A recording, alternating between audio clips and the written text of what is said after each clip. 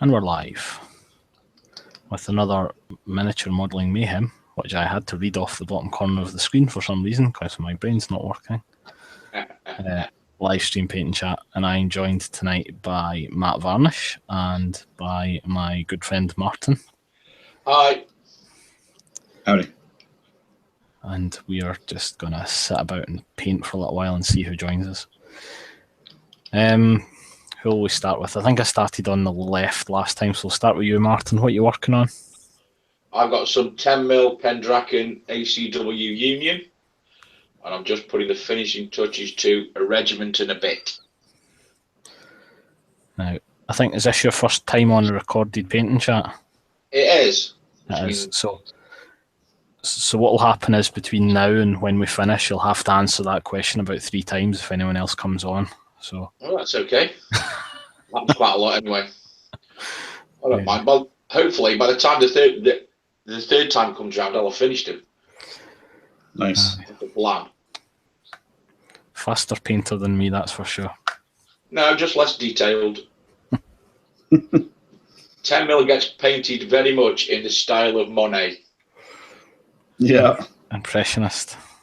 That dot of flesh color, that's his hand. That dot over there, that's his backpack. Yeah, absolutely. I take it you don't take the time to paint the individual tashes and stuff that they all have then? Bizarrely enough, I have painted the tashes and the beards this time, but only in passing. I know only because they stuck out quite a long way, made them look like ducks otherwise. Yeah. Yes, I think I would quite like to meet the person who sculpted them with a tash and beard at 10mm. Well, I think with 3-ups, they're actually 30mm and then just brought down. Yeah. Oh, which is just showing off. Yeah. And yourself, Dennis, what are you working on? I am working on some footsore miniatures, warrior priests. So here's a acolyte carrying a cross. And cool. Here is the actual warrior priest. It's multi-purpose as usual. These will be my leaders for Frostgrave, but also for RPG. We're starting an RPG thing tonight, and instead of being my normal axe-wielding barbarian who kicks down doors regardless of what the rest of the party wants to do, I think I'll try healing and see if I can actually handle it. And if not, I'll just go berserk. It's fine. Yeah, a religious nutter who gets involved in fights despite what the rest of the party wants to do is the...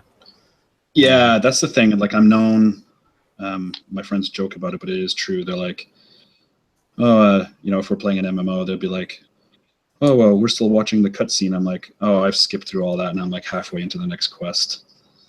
So I am the kind of person who just tabs through or space bars through all the stuff because I want to get to the killing. Oh, dear. Well, isn't that the point? Yeah, but, I mean... when a DM goes to put the time to put a story together, it's kind of rude for me to just sit there and go, yeah, I'm kicking down that door in 10, 9, 8. I've done that before where it's like, the rest of my party is deciding what they want to do, and my character being a dwarf is like, I'd ask the DM, it's like, does he sense any greenskins beyond that door? Can he hear anything in greenskin? He'll have me do a roll and be like, yes. So my guy will just be like, all right, I'm kicking down the door in 10 seconds. Yeah, my friends would be like, okay, well, I got to prepare. I got to flip over this table and do this. And he's ready to hide. And I'm like, 3, 2, 1, kick down the door. Cool. Yeah. And my buddy, the DM, he'll be like, oh, that's great. That's perfect. Door slant flies open. You've surprised them. And so sometimes it does come in handy. But if it wasn't for the fighting, you'd just have a Tamagotchi, wouldn't you? Something that you'd kept. I guess, but what they've mentioned is, well, if all you want is fighting, then go play like, Street Fighter or Diablo. And I'm like, yeah, that's why I like Diablo. Yeah, I remember Diablo. That was quite good. I haven't played Diablo in years. Yeah. I hear the third one, when it initially came out was kind of dodgy, but I hear they've made some refinements and now it's pretty good. I'll have to fire that up again. Now, I have had a mess about with my camera set up so you can actually see a bit more of what I'm doing. I was going to say it's a lot clearer, and I'm wondering if I can copy whatever settings you got. Is it just a webcam or your phone? It's a webcam, yeah. Looks really good. High definition. Engineers, by the looks of it. Some of them, yeah. Some. I think there's one strip of just general infantry. And those are guys with mine detectors? Yes. So maybe Royal Engineers? Or just PIOs? Well, either or, to be honest. I don't really think there's rules for them in Flames now, but No. it's the type of unit that I, along with my ambulance and all that sort of stuff, it's something I'll find a use for in a game at some point. So I've just gone ahead and I'm just going to do, I think I've got enough for 4 bases worth. Well, even if you run them as regular infantry, but I know you've got like the Hobart's Funnies, which were Royal Engineers. So if you run infantry, run these guys as your infantry rather than the other guys, maybe. Yeah, well, I'm not said I don't really mind. If I'm playing a big scenario game at some point, I'll have them there as a resource to help clear minefields or something. I don't mind. Mm-hmm. I've got a platoon of Pioneers as well, which were involved in the last game. So it's just more infantry for the infantry god. The dice throwing off going. Yeah. You never have too much.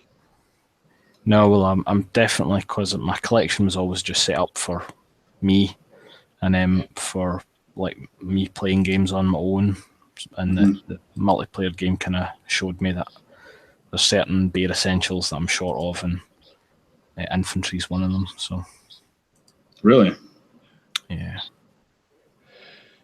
and you know what? I guess in version 4, being able to run more than one, like the companies are easier to.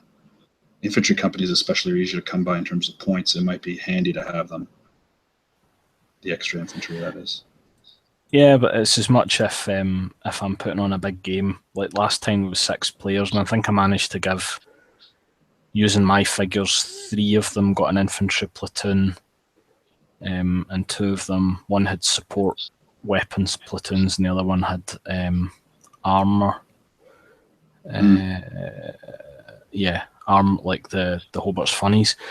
But I felt I was a bit, while it was realistic it was actual factual for the battle, the amount of infantry that was there, I kind of would have liked to have given everybody 2 platoons instead, and I just didn't have enough to do that.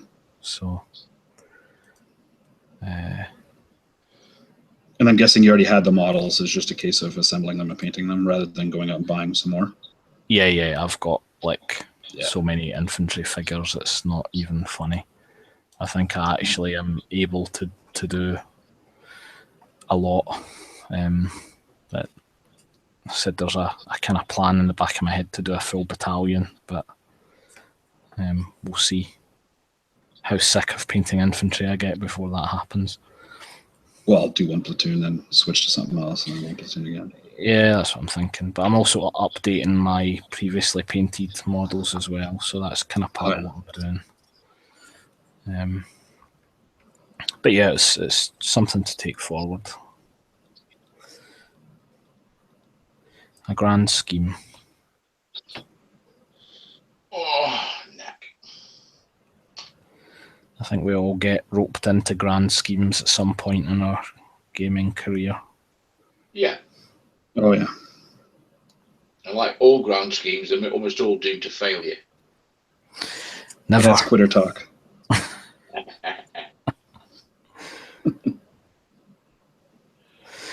So many abandoned campaigns I wouldn't dare to mention. Oh, yeah? Yeah. I've been actually pretty good. Like, the only army that I can recall that I've straight up abandoned was a couple years ago. We had a resurgence. It was actually when Age of Sigmar came in and basically replaced the blocked infantry scheme of Warhammer Fantasy. And a couple of our guys tried it, and some liked it, but I was like, I really liked the idea, the old school.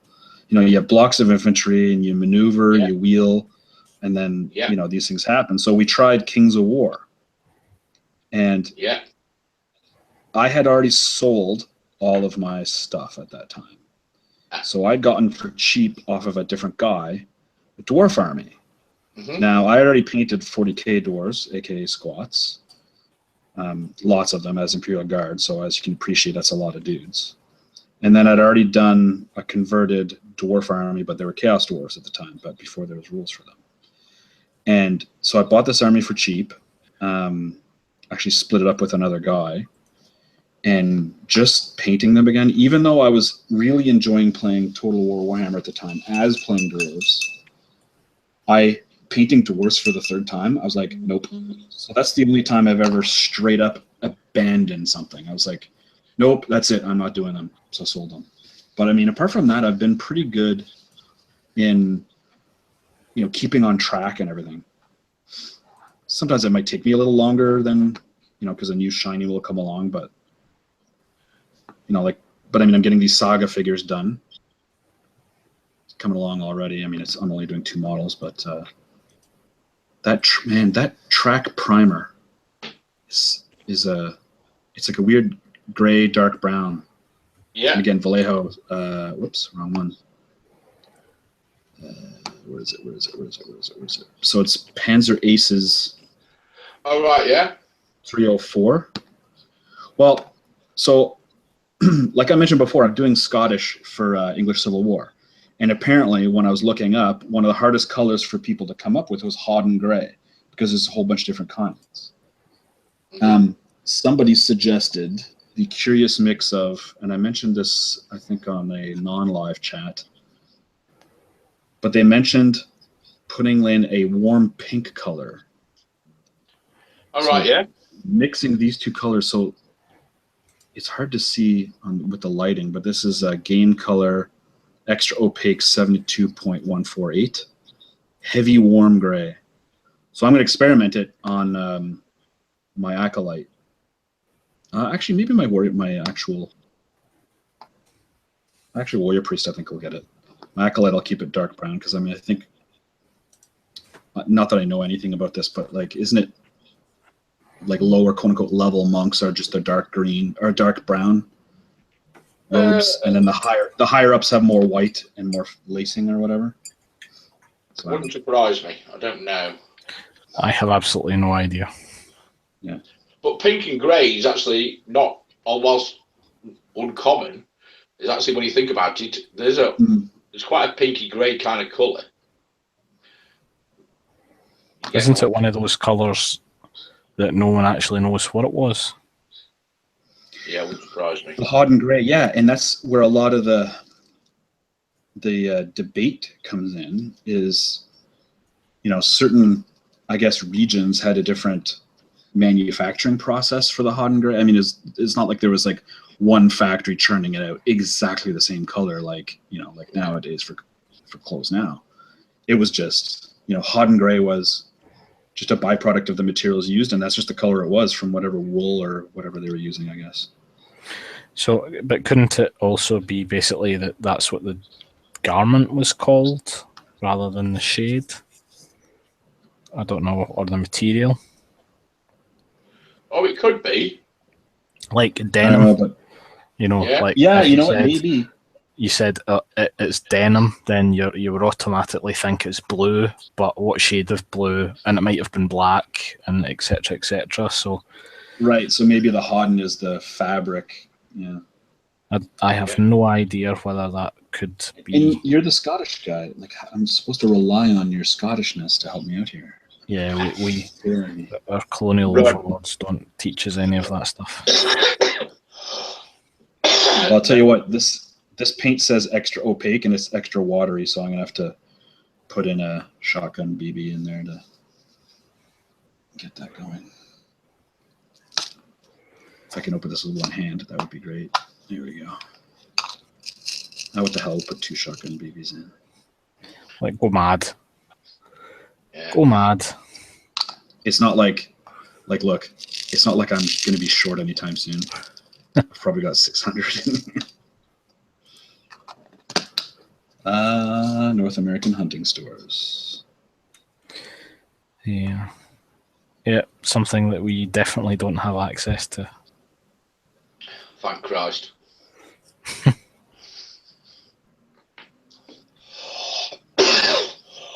Well, up here there isn't many handguns, but just hunting is a big thing. Yeah. Thank God it's a bit more limited than in the States. So. It's not like, here's my AR-34 for hunting deer. Straying dangerously into political talk there, so we'll steer. Yep. Right back at it. Steer it away from talking about anything to do with guns, shall we? Let's talk about war instead. Yeah. No fighting in the war room. That's That's right. I'm really curious to see if this hot and gray color is going to work, though. I'm trying to mix up this warm gray. It looks good, like on just a little bit that ended up on my my palette. It looks. I can't remember what website or what forum I saw it on, but man, it's gonna look good. Wow.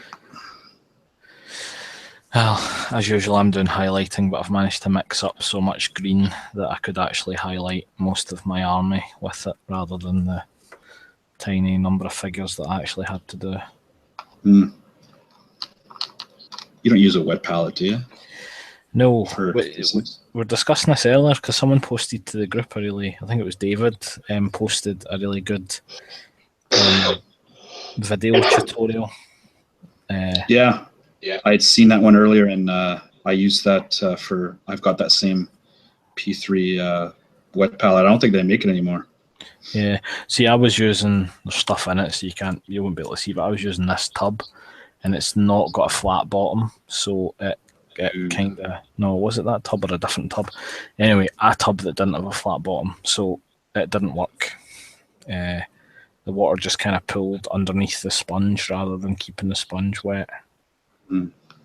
So I might need to pay more attention and find a different tub, because I do waste a lot of paint. And Martin made a remark earlier about the guy who made Coleman's mustard, which I hadn't heard before, but it's probably the same for Vallejo paint.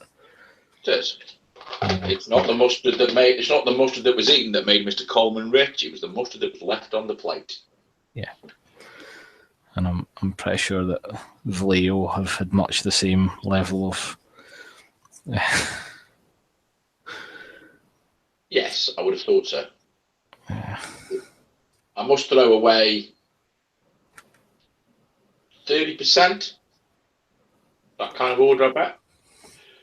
Mainly because he tends to come out with a big splurge. Yeah, well, I just think I just need to do this one little bit on this one guy, so I'll empty half the pot onto my palette. Yeah. The worst is when it's like jammed and you give it a good squeeze, and then enough to do 50 figures shoots out, and you're like, God damn, there's no way of putting it back in. I've actually had at least one occasion where I squeezed so hard that the stopper and the end popped off, and the whole container of paint came out. Yeah. So never have a needle on my desk that I use for poking holes. Oh, my wife always wonders when she comes across these. It looks like a sardine opener, but it's just a paper clip done up in a T shape. All right, yeah. Because I have a never-ending supply of paper clips from work. That fall into your pocket, no doubt. I actually make sure that they're used ones from cases or reports or something, so they'll come in.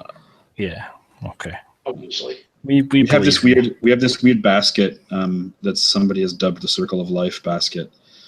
So internally, paperwork will get stapled and then unstapled and then scanned and then repaper clipped, and then it'll, the one department where they all originate from will need the paper clips again.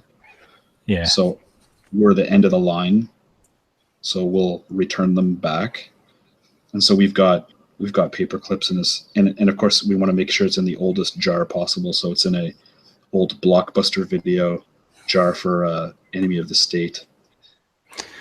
Good. So there's no more Blockbuster videos. That's how old it is, and it's just talking about it, and I've just done exactly the same thing with this body. Yeah, that's about a pint. I can see that. Yeah. Nice. I have lots and lots of figures that are partially painted with spare paint. Oh, you know what I'm the worst at? Green stuff. So Yeah. I'll always misjudge the amount, and I'll be like, okay, now I've got enough green stuff to basically sculpt, something. So I'll just sit there and roll it up into little balls until I get enough, and then that'll go onto like a command base as big, huge ass rocks. Yeah. I don't know why. I just feel like I'm like, no, I squeeze that out, or I'll end up using it for sure. Yeah. I feel bad if I don't. Yeah, I have the same deal with green stuff. Anytime I've used it as well, you end up making far more than what you need. So what's your opinion here? The first coat was the track primer. I'm trying to see if, hang on, let me just double click on it. I'm just going to see what you guys are seeing. Stand by. So track primer, and then on top of that, you can see it's very, very loose. That's the 50/50 track primer in the pink. Oh yeah, my camera sucks. How did you get the HD on yours? Or just an HD camera? It's just an HD camera, I think. Damn. Okay, well, I already paid $40 for this thing. It's still a decent quality picture. Hold on, I'll focus on you so that it sticks. It's not bad. Yeah, you can see it. Yeah. Well, now I'm going to do the last highlight of straight that warm pink. Yeah.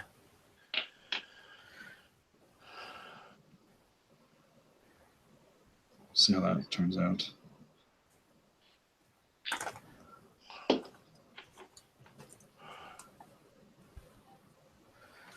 Oh, things are beeping at me.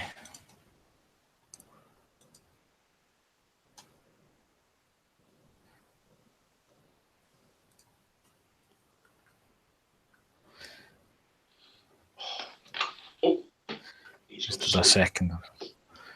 Making sure that it was actually acrylic thinner I was adding to the paint, because the acrylic thinner bottle and the matte varnish bottle are strikingly similar. Yeah. Hide the varnish. Yeah. Darn straight. I never paint varnish. Mine always comes in a can.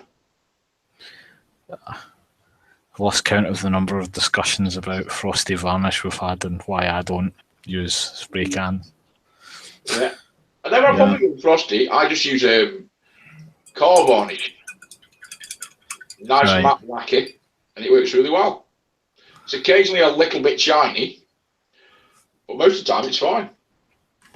I just don't put tons on because you don't really need tons. Like dusting.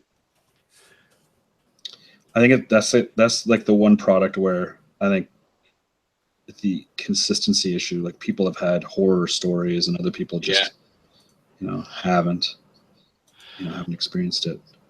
I think it's weird. I have got figures that are shiny, and the figure that I've varnished at exactly the same time next to it isn't, and it's kind of weird. But I've never had one where it's all just gone cloudy. Yeah, unfortunately I have, and I've had that situation you've described where I've sprayed like 3 tanks at the same time, and one of them went cloudy and the other ones were fine. So I just don't trust it. Now it's weird, isn't it? So there it is there with the gray pink on top. All right. I think it's a little too light, but there's enough contrast that I could paint my Scottish like that. I might glaze it with like I don't know, tone it down with something what I do my ECW, but for, an RPG model, it's fine. I'm happy with it. Good, hot and gray, solved. Put these away for now.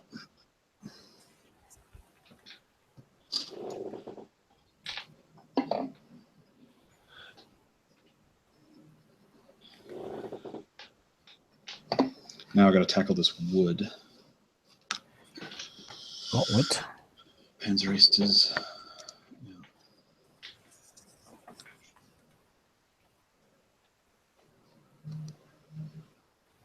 Oh, I've gone and ruined that my palette that I was using. Shoot. Blister pack or something. But look at me, I've gone and cleaned up everything, so I've thrown all that stuff out. Always There the we go. way. Yeah, exactly. Why would I do something silly like clean up, right? Well, it's just as soon as you put something away, you need it again. Yep. Exactly right. Exactly right. I've not used this in 6 months. I'll put it back where I should have. 3 days later, oh God. Yeah. Honey, have you seen that thing that I really need right now? Oh, no. Sounds like the same thing's happened to Martin. Mm-hmm. Or he just What? varnished and is now realizing what you were talking about. Somewhere I have a box of Tufts. There's a cornfield, and I've lost it. I have a horrible feeling I've used it. That'll be annoying. We only need a little bit. Sorry, what, for a basing material like tufts? Yeah, I've got strips of wheat field, and Right. I'm going to do my ACW regiment on it. And I've already got 6 bases done, and I've got enough for another 2. I can't Oh, find and stuff. you can't not do it like that. Yeah. Right, you have to make some up with Tufts. Sure, I'm sure I have some left. Aha! Eureka, he Victory. says. Yeah. Get in, found it. That's Well brilliant. done.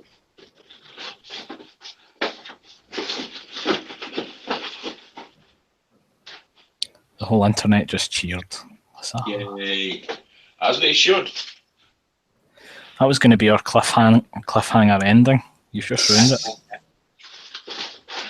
Oh, I do like a good cliffhanger ending. Join us next week to find out whether Martin found the things he was looking for. I might close the evening by varnishing them. We'll find out next week if they went cloudy. Yeah, we'll just start with you swearing. Yes. I spent 10 hours painting these figures. Wonder if I should paint this tiny little cross this guy's holding in gold and source light it like it's glowing. Raiders of the Lost Ark style. Beams of light shooting out of it. Yeah, that would be brilliant. Literally brilliant. Yes.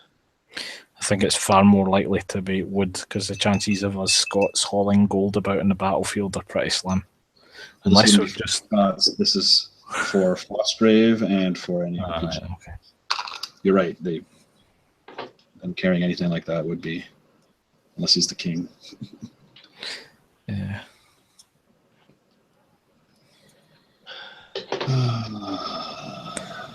I don't even take those change out when I'm going to the shops. Not even wrapped up in a sock. Nope. Right.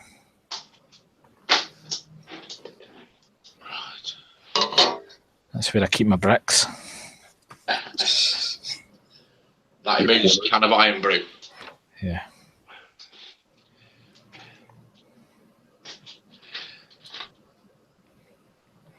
Something I've not had in a long time. No? No. I just drink diet drinks now. There's a bottling plant at the end of my street. Literally. A Boar's Iron Brew bottling plant in the middle of Newcastle. Doesn't surprise me. No. Is that where they make the Newcastle Brown Ale? No, they now make that in Gateshead. Don't even make it in Newcastle anymore.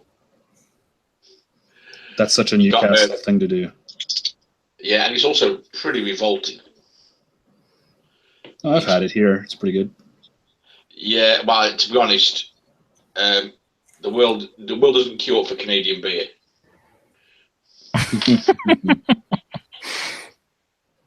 Sorry, but you know, it problem is it's mass made. It's flavored with caramel and things like that. Like, you know, I'm not a big fan of punchy beer that, you know, people have just invented in their back garden, which is the big problem at the moment with beer in the UK. You can anything you want, as long as it's an IPA you've never heard of. Tastes something a bit like feet. Yeah, especially the wheat ones. That's like literally feet. Yeah, that's just not a fan. No. There is a local one for here. They make a raspberry wheat beer. It's actually really good. Mm-hmm. There was a guy. We went to this pub Friday night. A little tiny artisan place, brews its own beer, I think, and they were selling banana and bacon beer. Wow. And it didn't taste as nice as it sounded. It doesn't sound very nice. No, it was proper horrible. It sounds proper horrible, to be fair.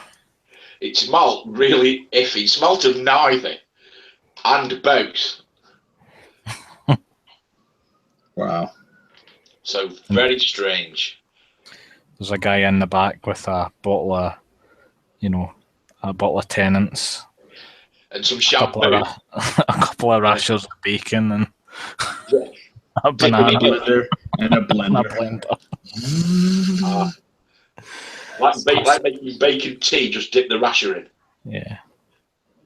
Passing it through an old sock or something. Yeah. Yeah, that would probably have worked.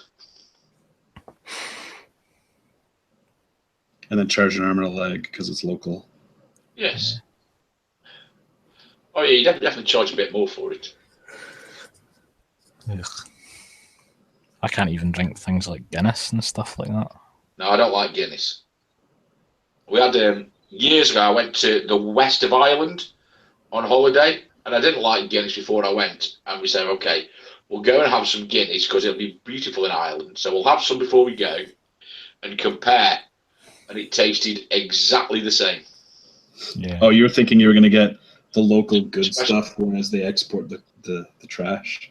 Yeah, I mean it was poured beautifully when we got there. All kinds of weirdness was going on. They'd have like 9 queued up on the bar waiting to set just right. But it was So you thought, okay, at least they're professional. yes. It's a professionally bad pint.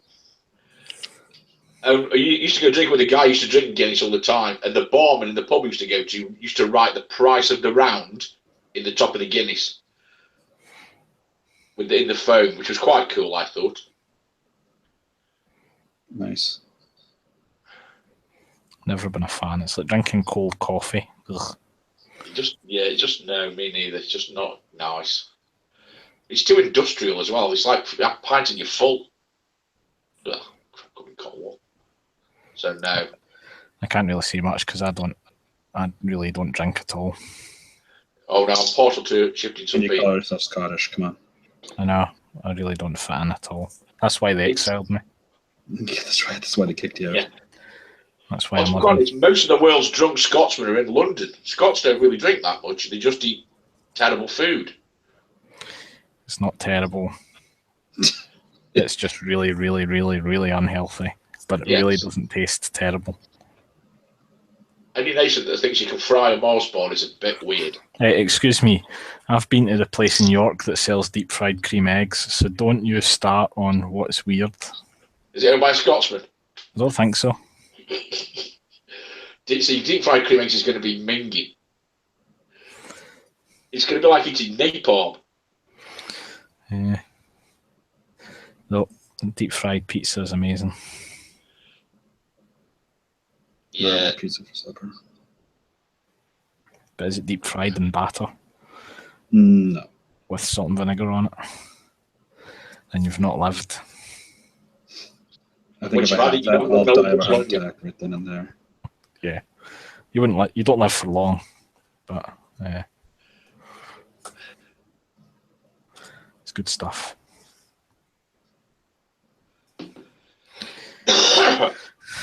Right.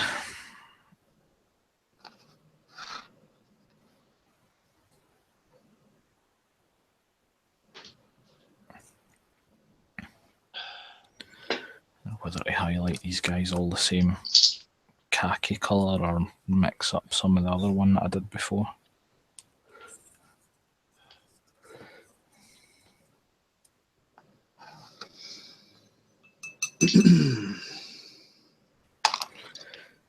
It's the problem with trying to make things look random. They never look random. No. No, to you. To other people, like no one else will notice, but you will, and it'll bother you.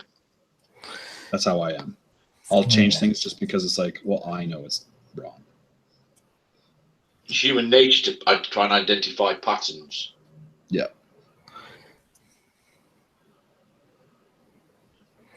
Yeah, but it's when you think, right, I'm going to try and randomize these guys up again, so I'll do 2 this colour and 2 that colour, or I'll do 3 that colour and 2 that colour, and then you go to put them in the base and you think, no. The same sculpts. Yeah.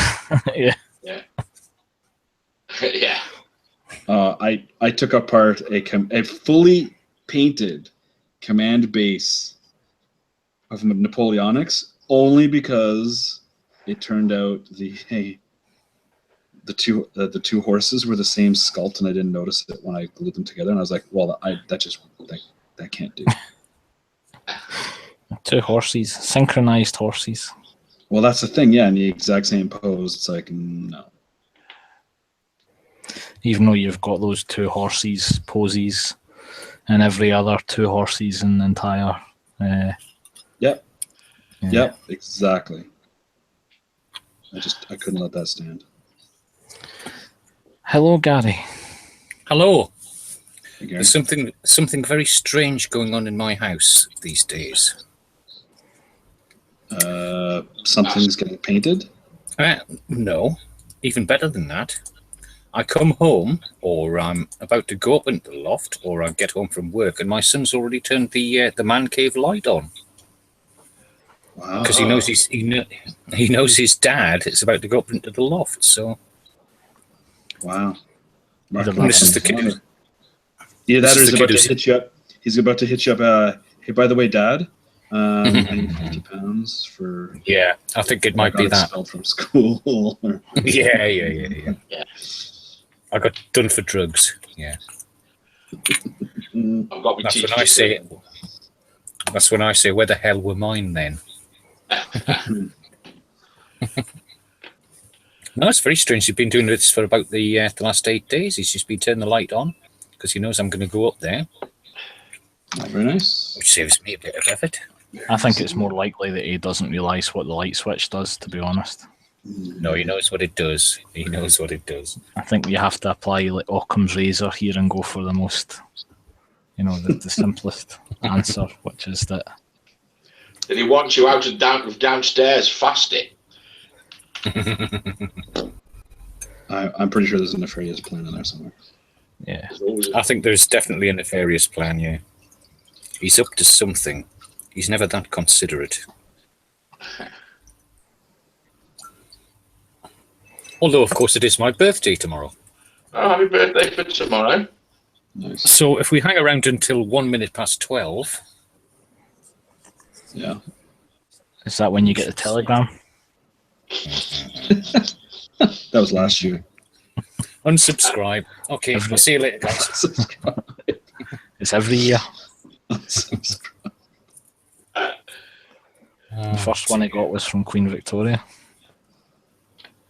It was Prince William Philip, IV, actually. Prince Philip sends him a telegram saying, "Good one, old boy." Hard cheese. Oh, jeez. Oh, jeez. It was William IV. I don't even know who that is. He was the one before Victoria. Are you sure? Yes. Okay. I was there. Oh, fair enough. Yeah, point. He's at the coronation. Point taken. I was there.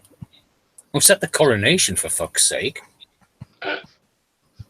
And there's the first F-bomb of the night. We're doing, we're doing so well. I'm literally Googling coronation of William IV to see Just in if I can case find it's a an picture. old painting of it. It's not that he doesn't. Well, he was known as the Sailor King. Well, Right, well, here's- That's his claim to fame.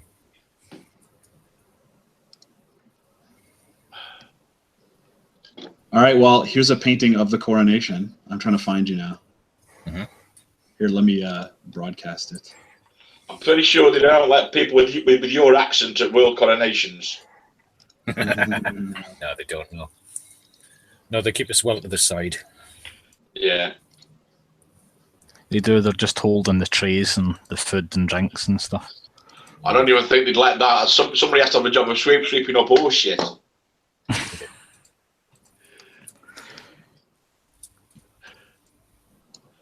It's probably all in French anyway. There is a Or bunch German. of French in here. Well, they look French to me, or Prussians. I can't seem to link it.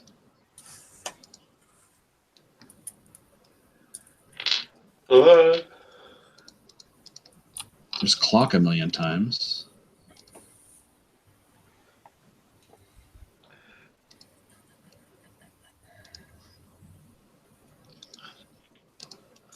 Okay. What do you see? Right. Is it working or no? Yeah, it is. Hold on. I thought I see him. Third from the back, on the left. Yeah. Yeah, Yeah, he's back here by the door. It's Gary. Yeah, that's right. Yeah, that's the Working Men's Club in Jarrow, actually. So, which one of these rifles did you polish that's on that back wall there? Or look at all the halberds all around the painting. Yes. That's like my living room. What I did find unusual is about the fact that it was a working man's club in Jarrow. Nobody was actually working. That is pretty usual, is it not? Yeah, it's pretty usual.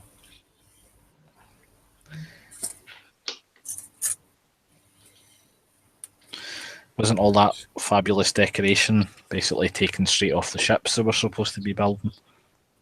Mm-hmm. I'm sure there was stories in Glasgow when they were building one of the royal yachts that just about every house in Glasgow had some of the carpet. Yeah. Yeah, that sounds about right. Yeah. I read an interesting article, this is years ago, about the HMS Agincourt. Mm-hmm. Yeah. And why it was nicknamed the Gin Palace. So it was nicknamed the Gin Palace because it was made the flagship, because it had a gigantic, like a ballroom in it.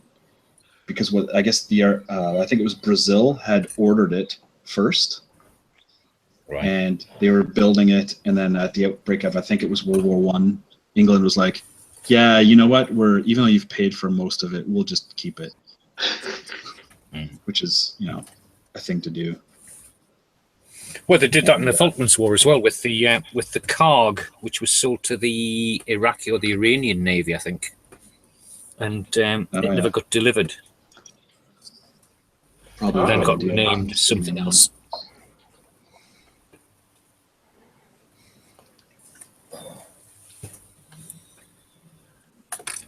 Right, he's on the floor. But Jeez, now I'm he's almost back. doing 2 models. What am I going to do for the rest of the night?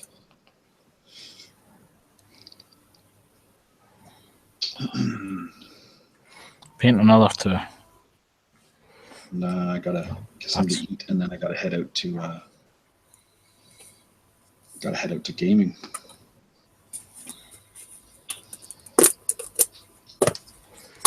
Actually, I gotta find my books and everything. It's probably gonna take me a long time.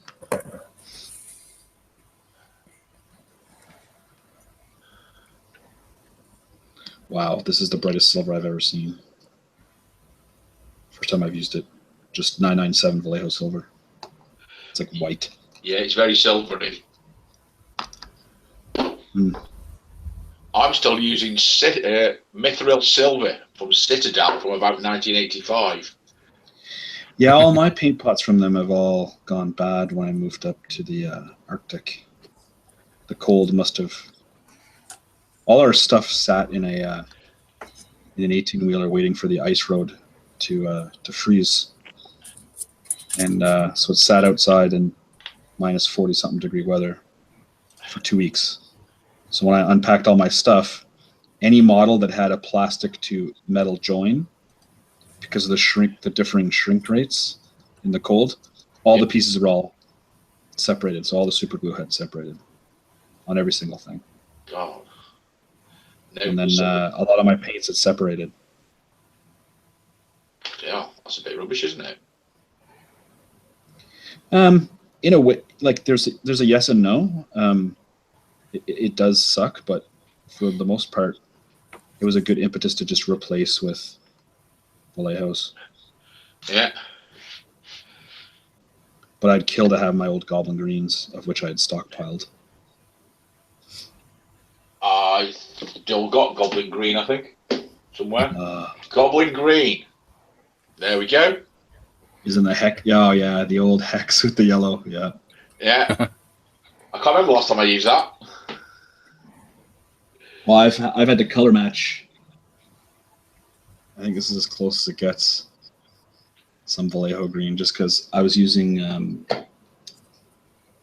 Goblin Green as to the edge of my bases, and I was like, well, I'm not undoing a few hundred models, so I'll just come close. Yeah.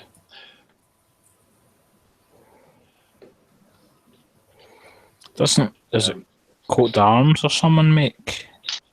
Yeah, that's the company that makes the old colors. Yeah. Yeah. But I was able to source them as well. I was able to source it locally. Didn't have to order from France, so whatever.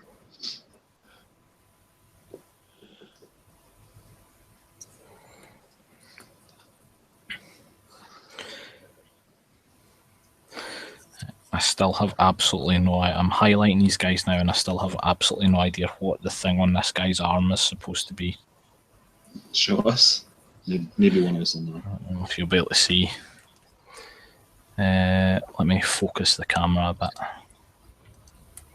There we go. See, there's this guy. This here. Oh wow, yeah. He's got like something wrapped around his arm. Like he's carrying a notebook or something. No, it's like wrapped around his arm. Like, Not wounded. Well, I don't think so. Maybe it's because you know how some pieces of equipment like that big machine guns all came apart in different pieces. Yeah. Maybe it's like, you know, the barrel sleeve of something. I don't know. I don't know. Well, he's part of the Pioneers because he's actually carrying 2 rifles. He's got 2 rifles over his shoulder. So it's like I think he's following behind the Minesweeper dude. I was going to say, you know, it might be the Minesweeper cover, like the brown cover for the head. Right. And because the guy's out with a Minesweeper and he's carrying the other guy's rifle, he's probably also voluntold to carry the sweeper cover. Yeah, I'm not sure. It definitely looks like it's either wire wrapped around his arm or I don't know. That was my theory. Yeah, they're such old sculpts as well that there's no painted examples on the Battlefront store? Yeah, I don't think so.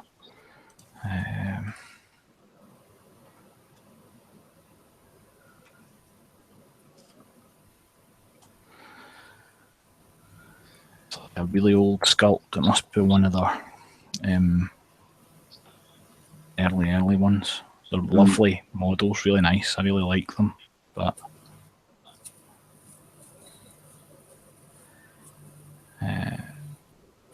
so each stand has got enough guys to have the sweeper and the other guy.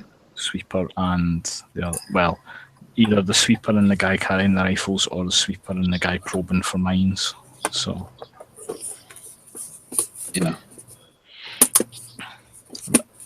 I think the guy probing for mines came from the Italian set.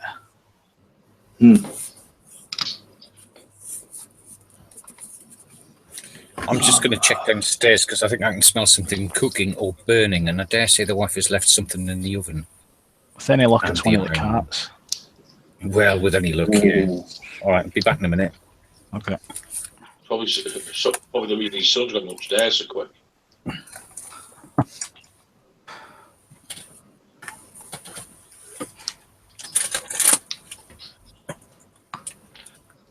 Army Painter Strong Tone. I love that color. Never used them.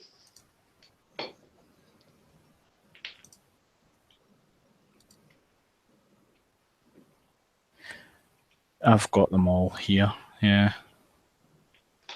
I also got these recently. Well, I say recently, but it was a while ago now. The big Vallejo ones.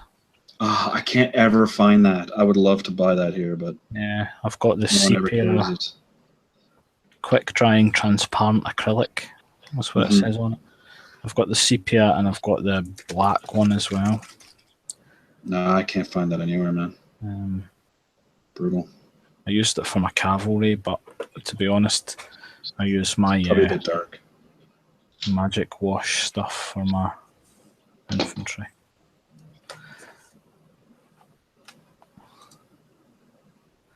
Keeps me going.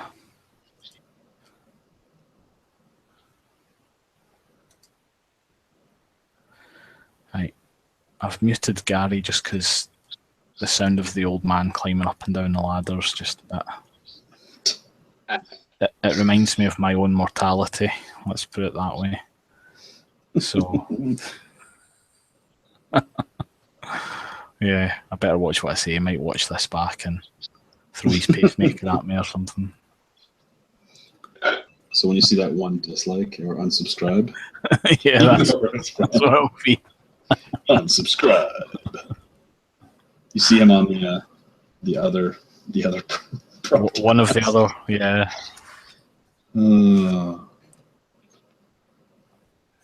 It's funny, but it's not funny at the same time. Yeah. It's a creaky ladder he's up. But either that or it's these joints. One of the two.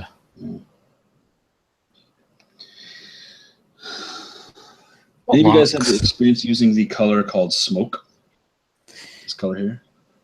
I have it. I have it somewhere, but I don't think I've ever used it. Just out of sheer curiosity, I'm going to use it to edge my bases because I have no idea what it looks like. Is it not like a really opaque colour? Well, I'm about to find out. Unless the one I've got's the game colour wash, maybe. Called smoke. I couldn't. Wow, that is a dark brown. What's that? Some of my Vallejo I've had for so long that the names of kind The of labels are, yeah. I just literally the other day threw a khaki in the bin that I think I bought when I painted my first infantry models, like in 2013 or something.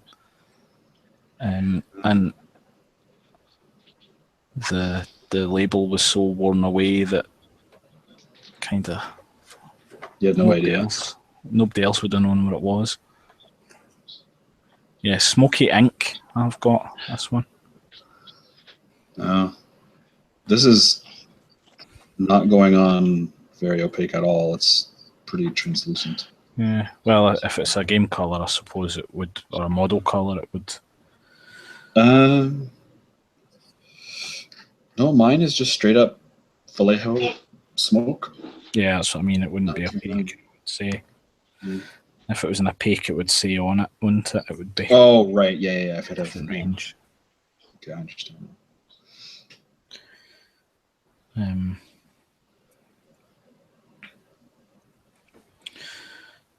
Yeah, I don't really do anything like out there. But I suppose it's because I'm always painting World War II stuff that, you know, I kind of stick to the same. Well, you have an things. ACW as well. Yeah, now, but that's a fairly recent thing. Oh, okay. Tanya should do Napoleonics. No. Two Austrians. Spray prime gray, dry brush a lighter gray to the skin, wash, highlight white, success. It's pretty easy if you got the right gray and the right white. But if you don't, you're screwed. I fancied doing Portuguese. I got the Osprey books for the Portuguese and stuff when we were thinking about doing 18mm Napoleonics, but they've kind of jumped several scales now, and I'm definitely not doing 28s. So, do whatever wacky scale Gary's doing. 172. See, Gary, I have a huge amount of respect for what Gary does, but I just really don't like those Airfix models and the I don't like the models he's using, but the scale. Yeah.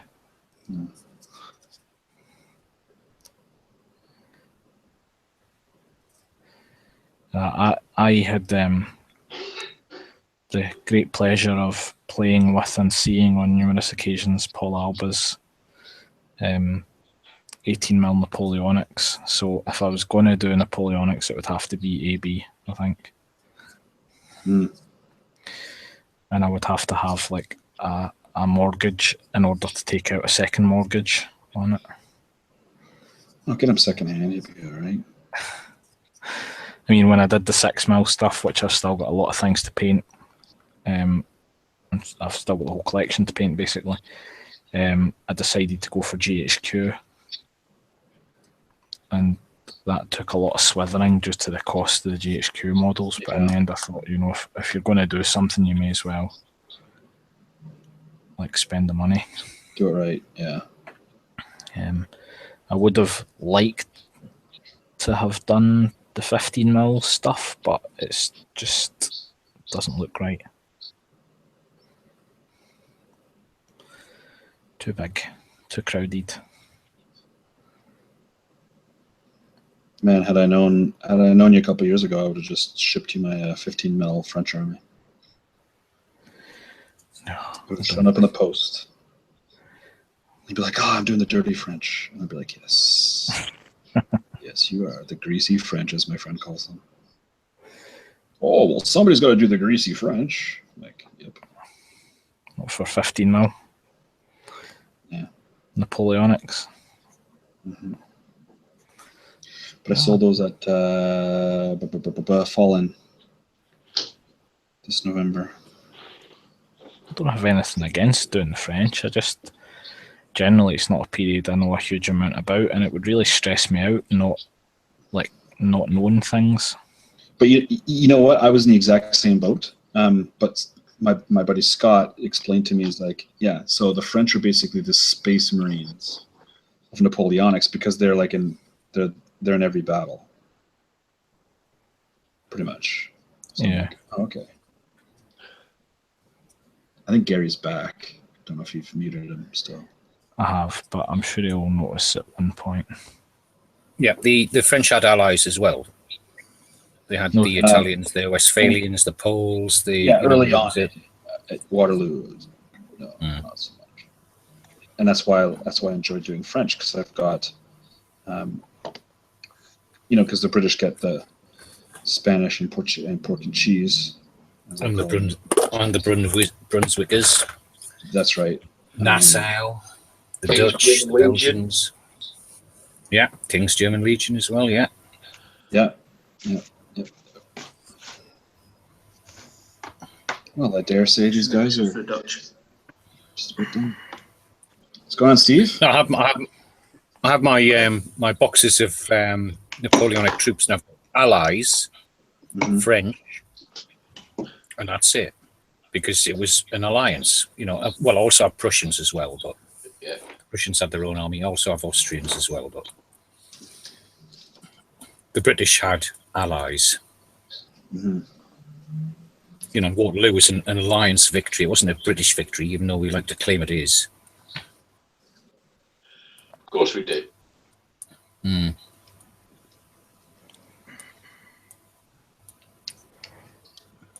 So what have you been up to, Steve? Went to Partisan on Sunday.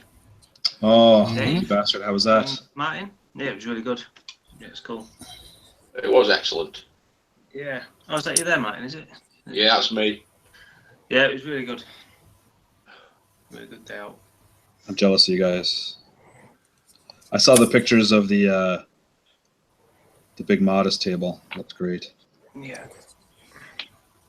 Oh shoot! I did the edging of this base and I just picked it up by the base. Schoolboy Eric. I told you you'd be painting more miniatures, just the same ones over again. Shush now. I think that's you putting your place there, James. I'm used to it. I can Being just Scottish. drive. It's fine.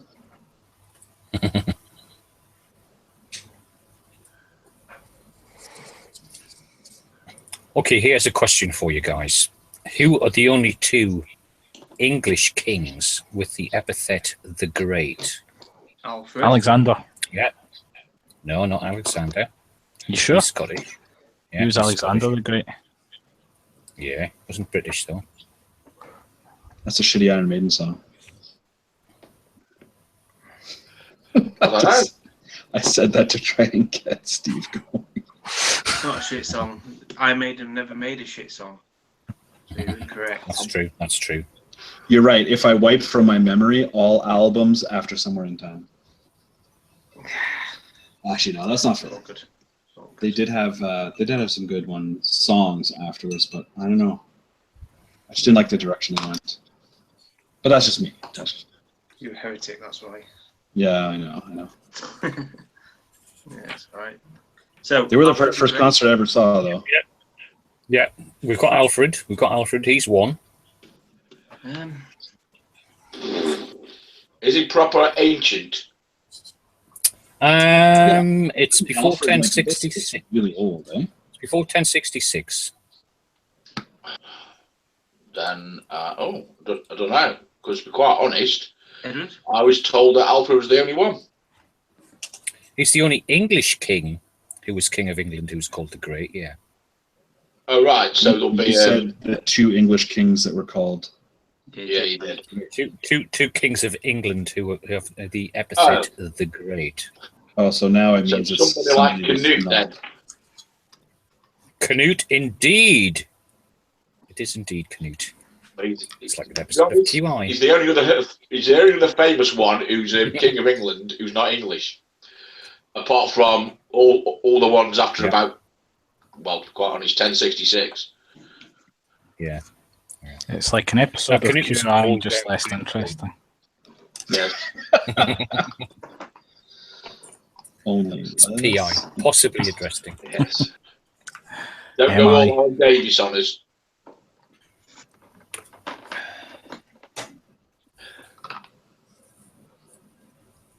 But Alfred doesn't have a town named after him, whereas Canute does.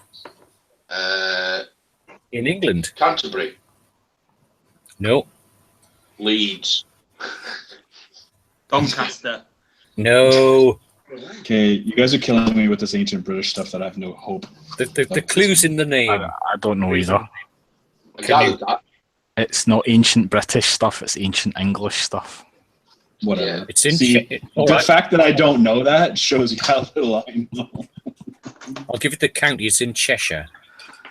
Chester. That narrows it Cheshire. down for me. It's Yeah, on the tip of my good. tongue. Good. I'm pleased it is. Chester. No, Just it's tell not us, for Chester. Christ's sakes. No, Chester is bloody Roman, mate.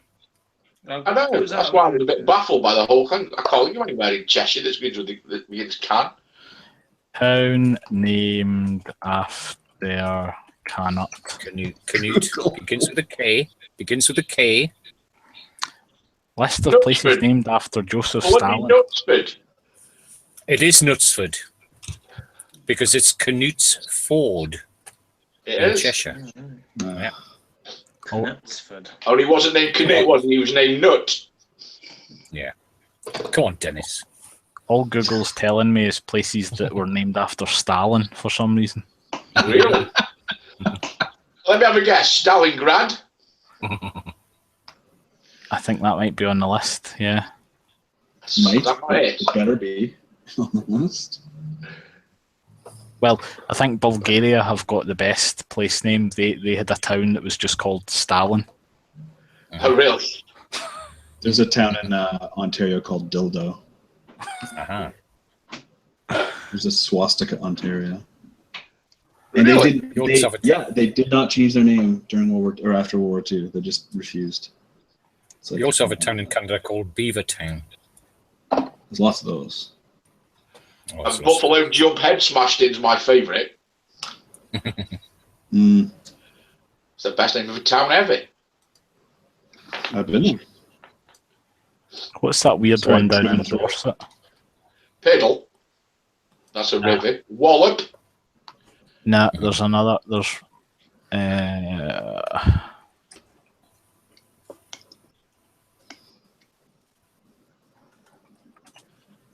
Don't know. I'm gonna try and find it.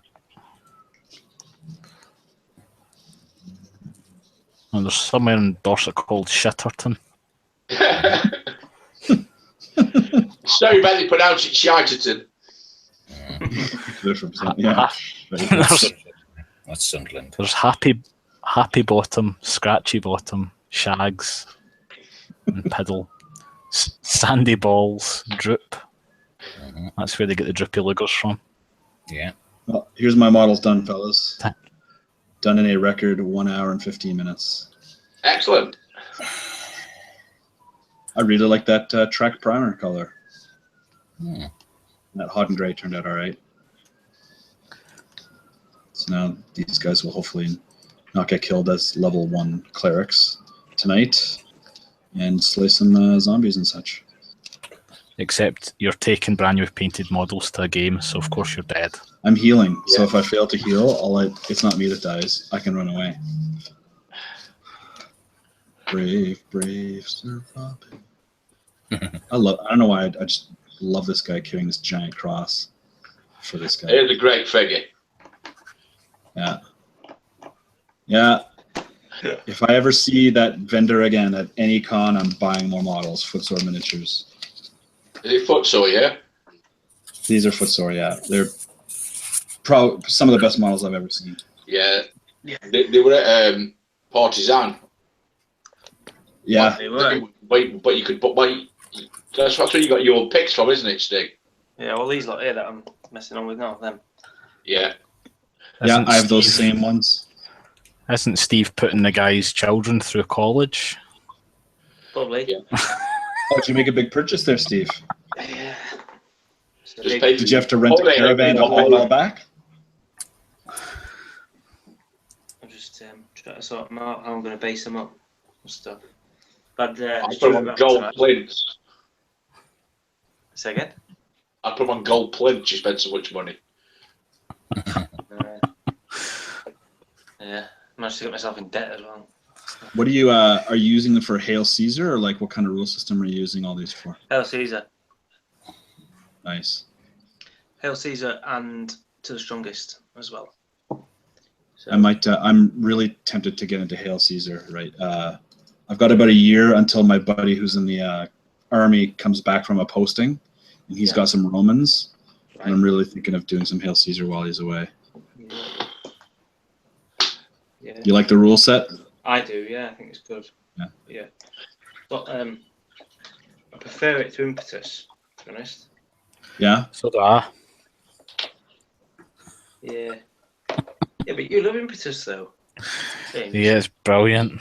Best game ever. Yeah. Okay, I sense some sarcasm. So why should I steer clear of Impetus? I like Impetus, but It's good if you use the rules. yeah, if you do it properly, yeah. I was under pressure, you see, because everything had gone wrong that day. So quickly threw a game together, and we did some stuff wrong, and it was a bit shit. So Wow. yeah. That's not the rules' fault. No. But Impetus, it can be a bit fiddly. It can all get a bit geometric, you know, and awkward and things like that. I think it is anyway. Sometimes the movement rules and stuff are really restrictive. I think. Yeah. Whereas I like Hail Caesar because it's a bit more free flowing. Yeah. But you don't have to worry about facing and that. You just move stuff, and it's just easier. Yes. It's based on bolt action as well, is it not? Yeah. I just dropped my scalpel and landed on my leg. Oh. First day in visit. Yeah, so I got lucky there. actually, I've had one of those go down and basically impale itself into the hardwood floor about a millimeter away from my small toe. Seriously sharp, aren't they? I'm just gobsmacked. You've got a hardwood floor. It's Canada. Everything's made out of hardwood. Yeah. He's The whole well country's made out of wood. I mean, that's our only export. That and comedians to the United States. Mm. Oh, and shitty musicians like Celine Dion, Nickelback, and Justin Bieber. I apologize on behalf of the Canadian race. You're a big Nickelback fan. And you got Bryan Adams as well. Shania Twain. All right, so funny story about Bryan Adams. When I used to work at an arena, hockey arena, and we did backstage catering. The day the arena opened it was our first day at work, was a Bryan Adams concert, and we were doing backstage for him. And long story short, he basically told us to F off on my first day. Why? Well, we were like, can we do anything else for this? Can we do this? We were basically overdoing it in terms of, trying to provide a good experience. And he was like, yeah, you know what you guys can do? You guys can fuck off. And me and my boss were like, well, alrighty then. So we stepped out, changed the channels on our radios because, normally if they needed anything, they'd call us. So about a half an hour later, the tour manager is all in a panic. Where are you guys? We're trying to get you guys on channel 3. And then my boss is like, oh, the artist told us to F off, so we're done for the night. I knew I'd get along great with that guy since that day. You're right. Yeah. No need to be rude, is there? Yeah, and there's Mike Myers and Pamela Anderson as well. Yeah, those are good exports, though. Mm.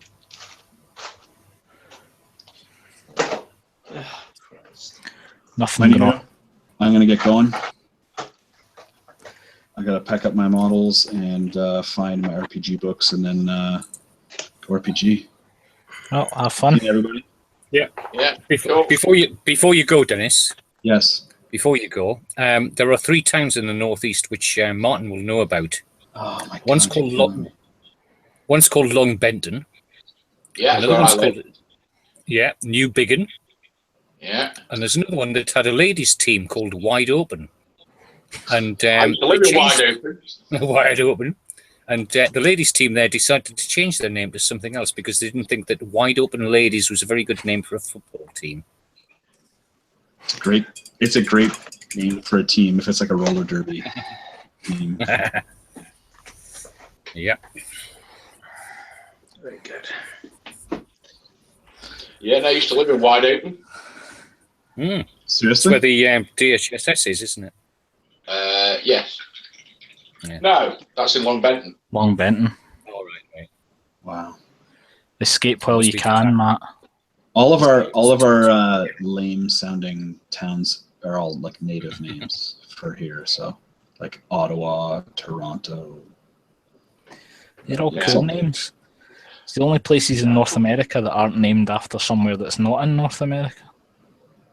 Well, in Quebec, because they were hardcore religious, every single town is named after some made-up saint. So it's Saint this, Saint that, Saint this, Saint that, Saint this of something river, Saint. It's just brutal. There's very few towns that don't start with ST. Which suggests a lack of forward planning. Well, back in the day, wasn't them that planned it. It was in France. And then the British were kind enough to defeat them on the Plains of Abraham. And then, there we go. Good stuff. As we do. Escape while you can, Dennis. Yeah. Escape. Why? All right, I got about 9 minutes until I got to go. I'll just listen while I search for my RPG books. I'll start asking you questions about place names and... That's fine. I'm trying to think of weird place names. Place names in Wales next. Oh, there's not a vowel to be seen. No. Oh, found my Pathfinder book. Just a raft right there. Yeah, Arav. There's a place, it'll be Arav, by the way, I think. Arav off. Because one F's V and two F's is F. Strange breed, Welsh. Hungry ping.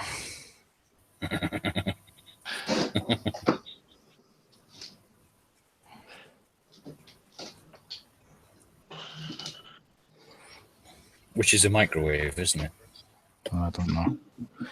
We've not had our we've not had our Irish Welshman on in a while, so.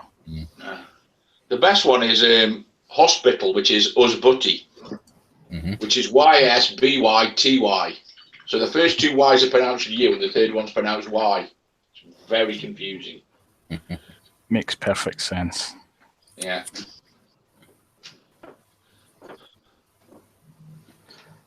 They've obviously learned to spell the same place I did. Yes. Well, if you go to Sweden, a caravan is a huswagon. Well, that makes sense though. Yeah, makes perfect sense. Well, it does. It's a wagon that's a hus. Yeah. And if there's a mouse in it, there's a mousseless about the house wagon.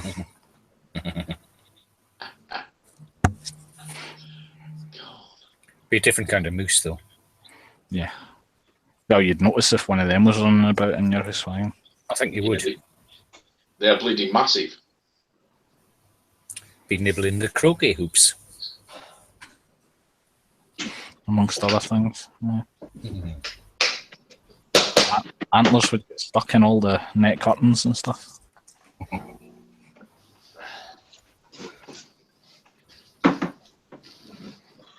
Could snag on your jumper. I think if a mouse snagged in your jumper, you might be in trouble. I think you'd know about it, wouldn't you? Yeah. One hell of a Everything snag. everything would unravel at that point. I thought you were still talking about Welsh towns called Snagged on Your Jumper. That'd be more Australian, to be honest.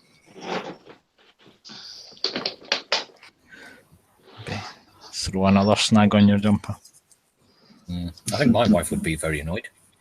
Look, there's a mouse. There's a moose in the hoose, and it's unravelled my cashmere. For God's sake! God knows what it's doing to my pashmina. That's a strange name for your daughter. The children nearly dropped their couscous at that point. Think of the quinoa. I know. Yes. Think of the quinoa. Oh God!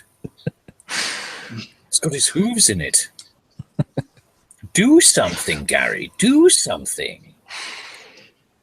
Hey, Gary, did you see Moyes resigned from Sunderland because I know I was gutted. He went from what was it? Some Spanish club, sacked. Manchester sacked. Now he's sacked from Sunderland. Yeah. Where's he going to go now? Motherwell. Could be. Well, unfortunately, on the same day, Sam Allardyce has resigned from Crystal Palace. Where he's going? Oh yes. Did he really? He actually did resign. Yeah. I didn't know that. Yeah. Where's he going? I wonder. Excuse me, guys. Back to bloody Sunderland. I'll catch you later, Dennis. Keep talking football. That's James. Yeah, that's me. Why would anybody go to Sunderland? Madness. They did offer Frank Bruno the job as Sunderland manager, and he said, "I'm not that mad." No.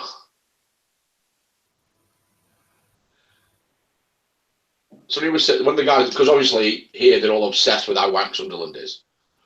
Yeah. And one of the guys was saying that Sunderland get less at the gate than Norwich did when they were up, and they had twice the gate. It's because they just give them free tickets because nobody really wants to go. That's right. Yeah, they bust them in from Edinburgh, Glasgow, all over the the Highlands as well.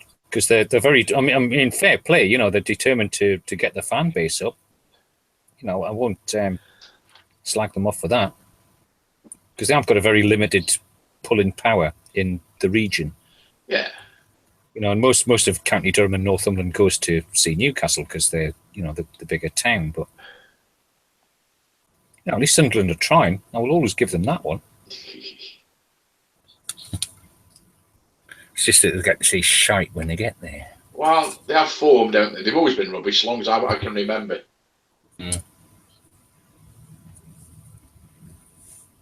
Apart from 73. Oh, yeah, and what's his name? I remember that. That's the thing. It's the first cup final I remember, I think. Yeah. Who got the winner? No idea. Can't remember. He was it's quiz night tonight. It is. And as soon as you say, I'll know who it is, but I can't remember. Right. Well, he managed Chelsea. Rude Hullet's not old enough. No, and they won the Zenith Data Systems Trophy when he was manager at Chelsea. It was their only honour, apart from one league title back in the 30s and one FA Cup back in the 70s. Yeah. No, I can't remember. No, it's gone. Who is it? Ian Porterfield. Ian Porterfield. I do remember. Mm-hmm. You're talking about football? Hey? Talking about football? Yeah. Yeah. Good God. Has it come to that? Whatever next. You're talking about cricket next. No, I don't. We don't stoop that low. Can if you want.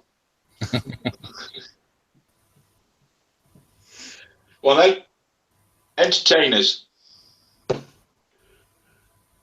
Oh, me? You. No. Continue talking about football. I haven't got much to say myself today.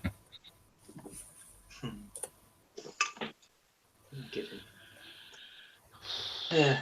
So I just had Stuart round anyway. Stuart's been around for a game. All right, yeah. Of Basic Impetus. All right, cool. Just a quick game. Can swap some bases and stuff. So all them bases I bought. Yeah. On Sunday I bought the wrong size. So Did you? yeah, so done a bit of swapping. Yeah. So what did you fight?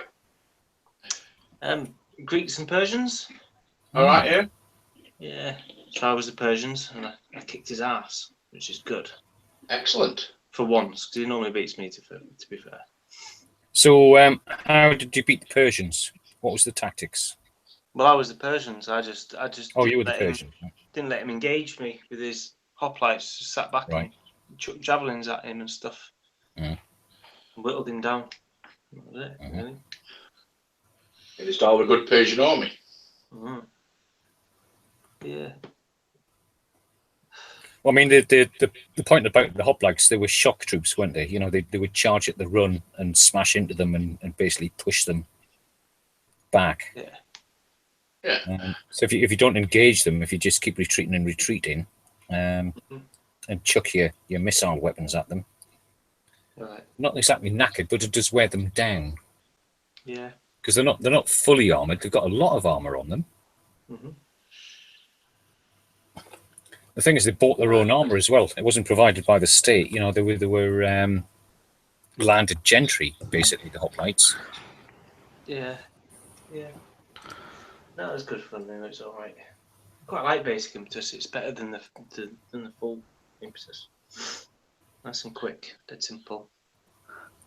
The thing is about the early Republican Roman army as well. They were landed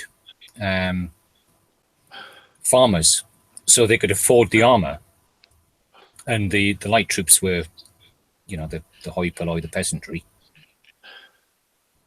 But they could only raise an armor by you know, making people who had some money to actually turn up and fight and provide their own armor, and they had a vested interest in defending the country or gaining new conquests. Yeah.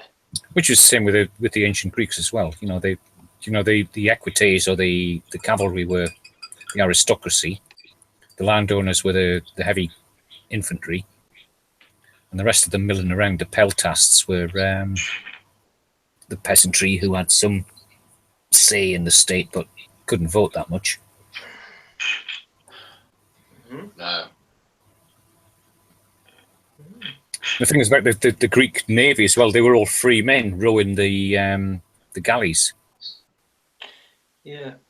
None of them were chained to the oars, unlike the Roman navy where they were. You know, they had slave rowers. The Greeks were all free men, which is, one of the reasons why they won at Salamis, because they knew they had to do it. They knew they had to defend Athens and Salamis. Yeah.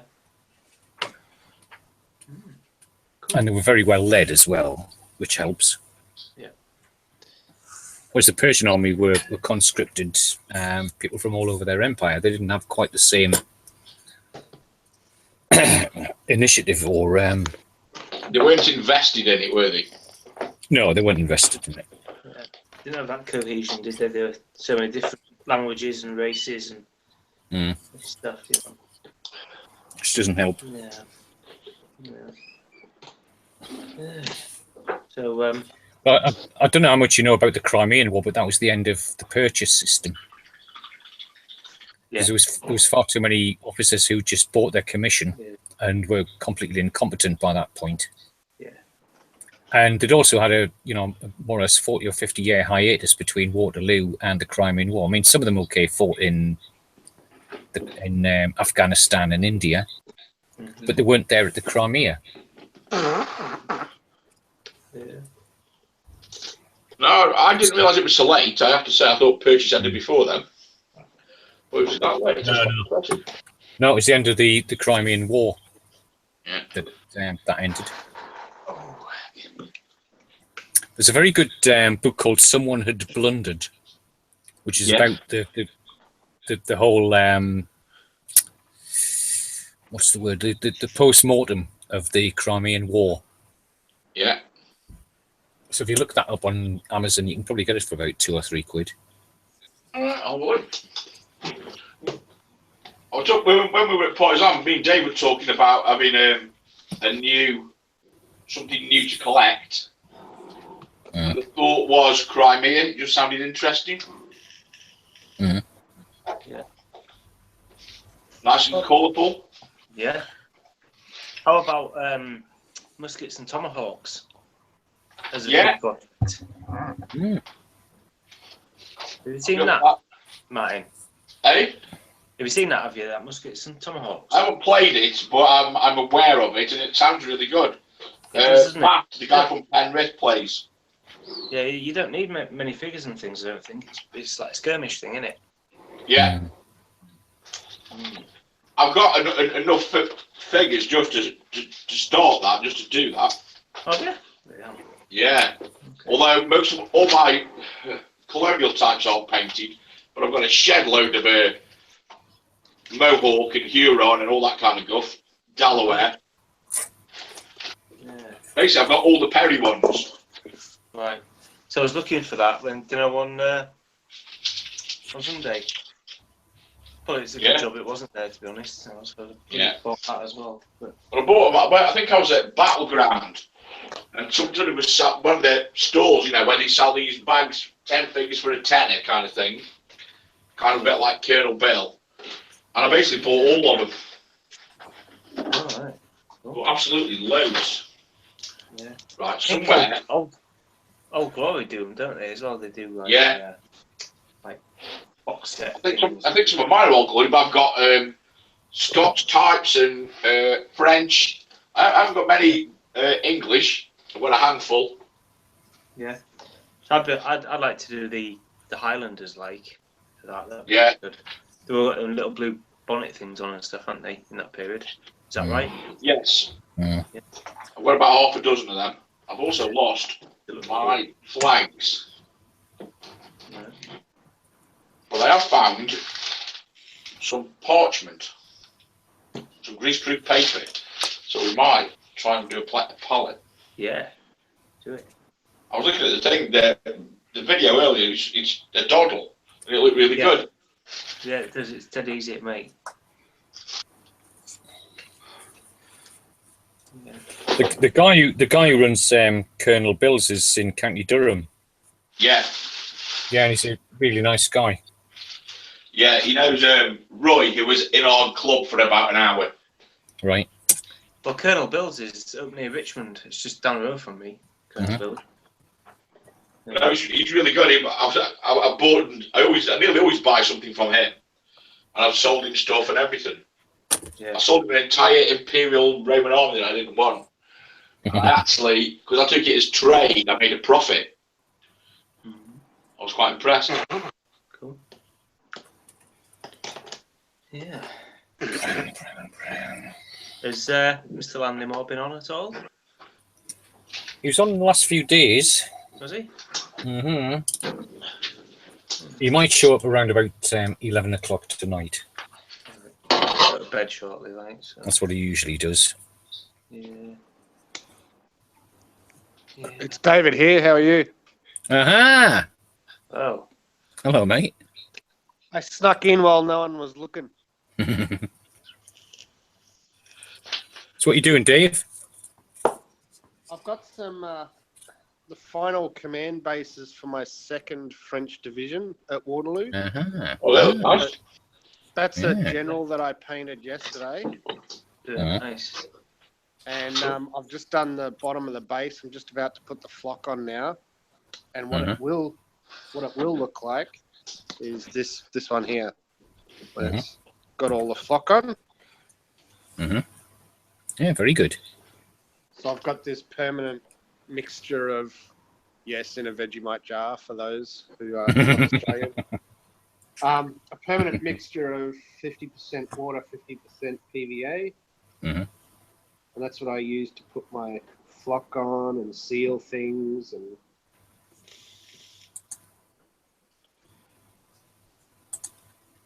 I love the way you're painting your stuff on bottle tops just the same as I am here. Like we all do.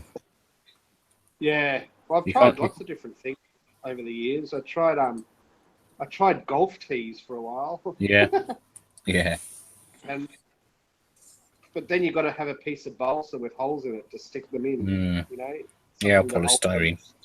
Yeah. I used to use blue tack on the top of champagne and wine corks. Yeah, right. And that was good. Well, it depends on how many you have, I guess.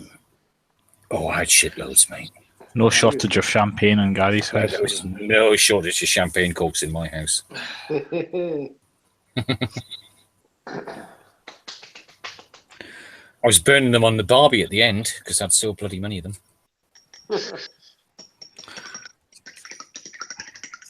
Can't walk in Gary's house for champagne corks and quinoa.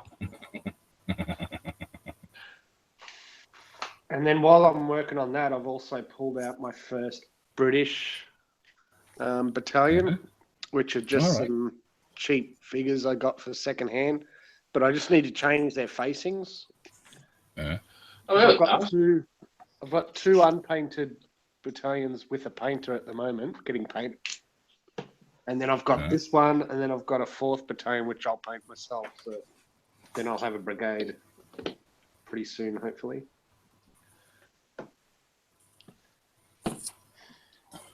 And I'll show you the French division in a minute. Once I sort of finish this guy. Although this stand doesn't have a magnet yet.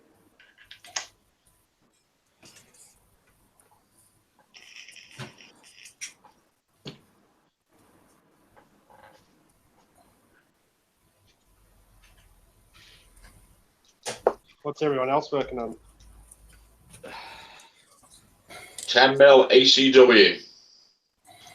Same here. Austrians. I'm doing Austrians, French camp followers, Saxons. There's the finished stand. Yeah. That looks really good. Yeah. Yeah. And I just wait for that to dry, and then I put another big coat of that PVA glue mixture, PVA water mixture, and it seals it all nicely. Right, guys. I'm gonna have to get off. Go to bed. Right. Good to chat. Flying visit. Yeah. You soon. Take care, Steve. Good to speak to you. You can continue talking about football now. Yeah. Keep up the video, Stig. All right, mate. Right. Yeah, the good stuff. Bye. See you later. Bye now.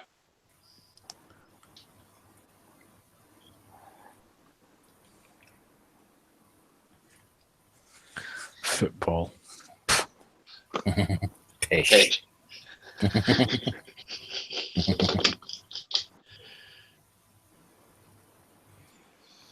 British. To some of us, James, it's a religion. Yeah, and it's still pish. Okay,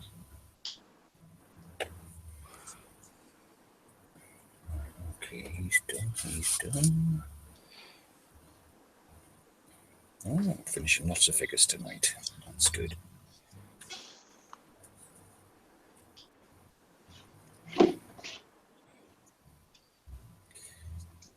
The wife ordered me a birthday present yesterday, and she subscribed to Amazon Prime. So, of course, I'm straight on Amazon Prime. There's a very good series there called The Vikings, or Viking, which is it's very good. It is. It's like Last Kingdom, only better. Yeah. So I started watching that. Are you talking about Vikings with Travis? Yeah, Fimmel that's the and one. Clive Owen. Mm-hmm. Yeah, That's a very good series. Yeah, that's the one. Very good. Yeah. He's Australian, that guy, you know. Yeah, Travis Kimmel, yeah. didn't know that. Well, hence was, the name Travis. Oh, right. Where else would he be from? Oh, there's a lot of Americans called Travis. There are, yeah, there are. But apparently he was accompanying his brother to LA because his brother wanted to be an actor, and he was standing in like a Starbucks in a queue, and some guy came up to him and saw him and went, "I want to put you in a movie." And that's how he started. It's never happened to me. Happens to me all the time. Happens to me all the time as well. You know, what, another movie? No. I've already done Carry On Cleo, Carry On Up the Khyber, you know. Done them all. But now there's a big rash of zombie movies, you must be quids in.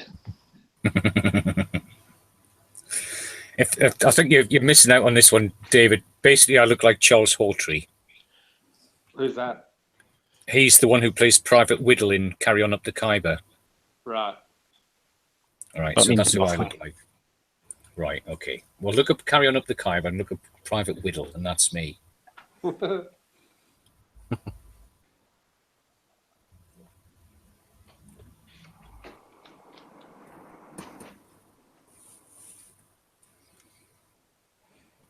So what I've got here is about 2 years ago, I went through the whole internet and found all the flags that I would ever need for Waterloo.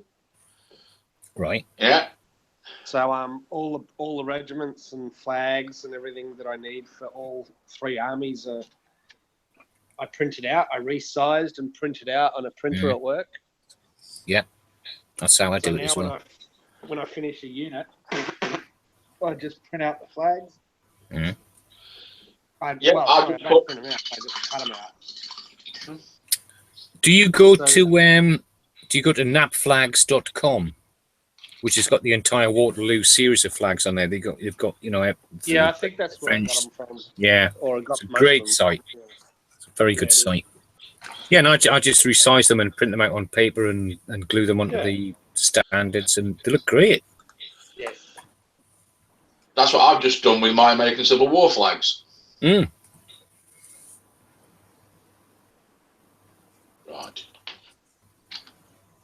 Right, back in a minute. Oh.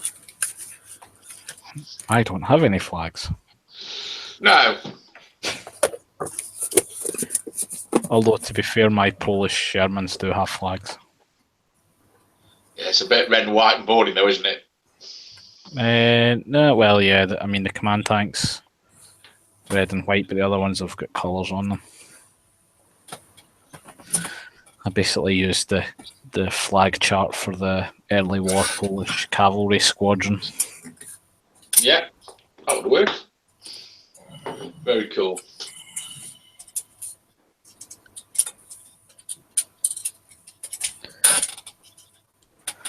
I've yet to see action.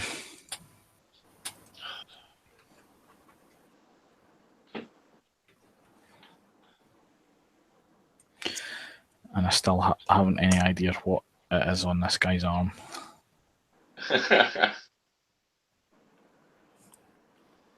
Hey, did you guys, seeing as you're all English, did you guys see my? Did you see my? Oh, okay, Scottish there. Yeah, did you see my attempts at a British para with DPM for Afghanistan? Yeah, they looked really smart. Did you think that looked all right? Yeah, definitely. Yeah, the khaki really. No, it was English uniform you went with, wasn't it? No, I went. I was told to use English uniform, but I tried it and it was too dark, so I used khaki. Yeah. And it's a lot more subtle. Yeah. I think I had mentioned at the time when you asked how it looked, and it did look good. I was just concerned that scaled up it would be hard to see, but they looked really good. Yeah, I think they look all right.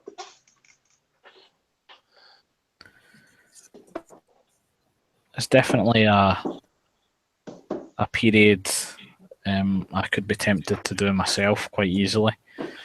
When Bob was doing his paras and stuff, I was on looking at the what's the name of them? Do the 20mm moderns. I was on looking at one of the websites anyway, going through, and they've got a really cracking range, really, really lovely sculpts. And yeah, I think the best one's Elheim. I think it was Elheim I was on. Yeah. They got almost everything. They're great. So I've done a section for the ADF, for the Australian Infantry, and now I've got a section over here to do of paras. But this is the prototype. If you never saw it, Very smart. Very nice. I just haven't put the green flash patch on his arm yet, which I need to do. Yeah, I'll need to put the dark blue patch on my guys as well once I've finished doing the highlighting. Okay. Time for Flag Fun, part 64. Just going to put that one back a bit there. So yeah, talking of flags, I do these ones for my Civil War stuff. Yeah. And these are just paper flags. Yeah. That I've stolen from a website somewhere. This one as well. I do exactly the same. Yeah. And it works. It works brilliantly. Yeah. I mean, what I tend to do is I'll search for a flag for the King's Life God or something from the English Civil War or the Austrian Army or whatever. Find an image and then just shrink it down to the size I want. Print it out about 6 times to get it the size that I want. Yes. Because when you're doing it in paintbrush or whatever, you never know what the hell is going to come out the printer at the other end. So I'll reduce it to 55, then 50, then 45, then 40% or 35%, and eventually you get the size that you want. And then you just say, okay, keep it at that size, and then use that as a template for the other stuff that you find, and just reduce it to the same level. And it works fine.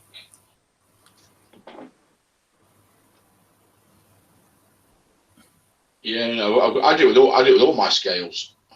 I mean, some that I've found, I've got one side of a flag, so I just reverse the image, and paste it over the other side, and then just print it out that way, and it works, perfectly well.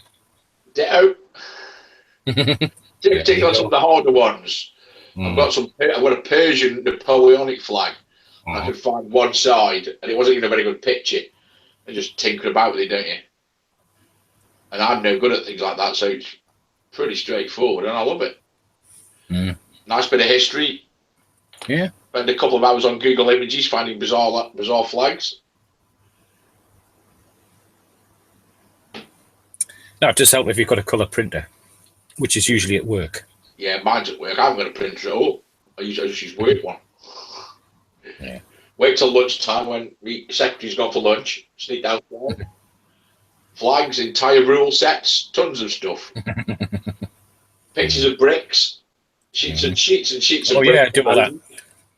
Yeah, there's some great railway sites. Yeah.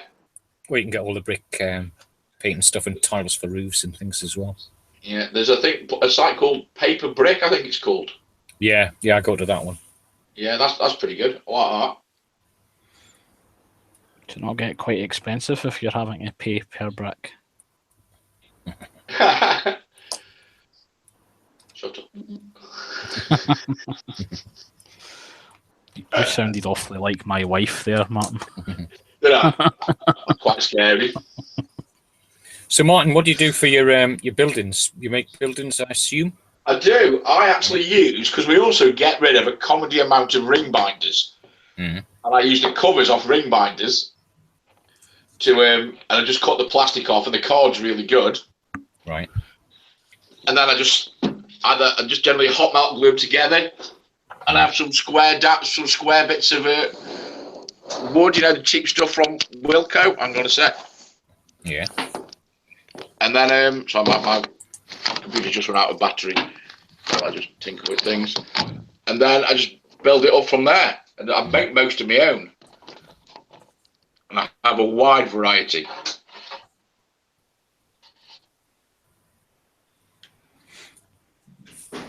Yeah, so computer issues. So I've got loads. Mm. What have we got?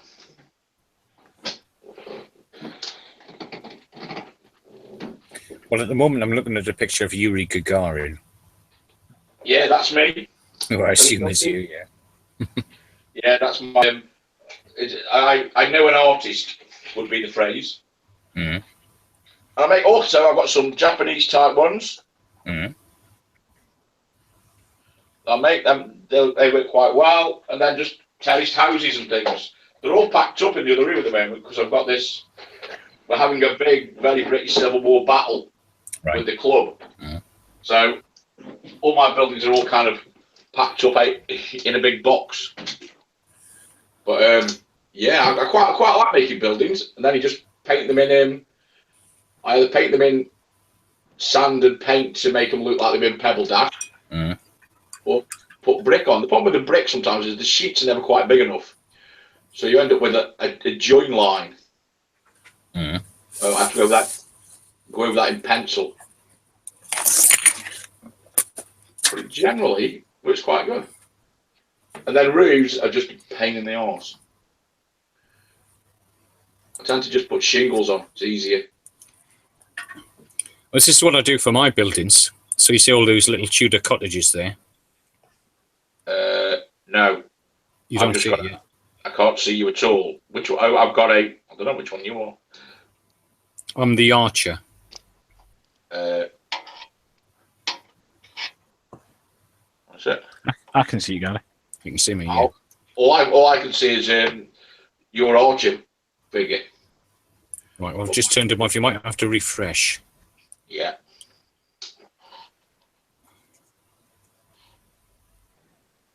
Can just be the connection and stuff. Could be, yeah. Yeah. Wouldn't surprise me. If your battery's low. Yeah, no. Hang on a sec. But yeah, go on. So anyway, I just make my buildings out of cardboard, filler, and coffee stirrers. Yes. And the roof tiles I make from that railway site, which is called I've seen that railway site. Wakefield Wargaming or something like that. Yeah, something like that, isn't it? Yeah. Yeah, I've got quite a lot of roof tiles. I tend to make shingles out of boxes of shreddies. Yeah, I do that as well. I do that. Yeah, you just cut them out one by one, stick them on one by one, make them a bit random. Yeah, I actually do like I do a strip, and they cut it a bit like a comb, but with big teeth, and just stick them on, and then just move them about a bit. They never line up perfectly, unfortunately, but what can you do? No, and I think that makes it more realistic. I mean, I love reading the War Games Widow in miniature war games because she comes up with some great stuff. Yes. And she just does them, tile by tile, and it does take a long, long time to do it. Yeah. So I get my daughter to do that one because she quite likes that, and she's got little tiny fingers, so she sticks the tiles on one by one. Yeah. Puts a strip of glue on there, sticks the tiles on, moves them around with a cocktail stick, and she's more than happy just sitting doing that. Cool. So what's the longest she's had to go in earning her dinner then? I think it was 3 days.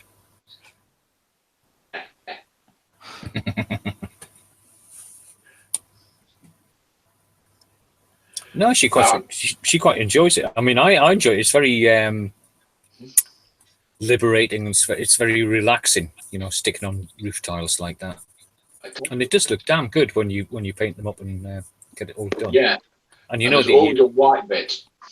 Yeah, there's always a white Can't bit. get bleeding rid of. And when you get rid of it all, you put it on the table, and there's like thousands more white bits. Yeah. So no, I quite like making buildings. We're having this battle, and it's a village where we meet to war game. So I've got to do the building that we war game in because it was there at the time. It's the old school.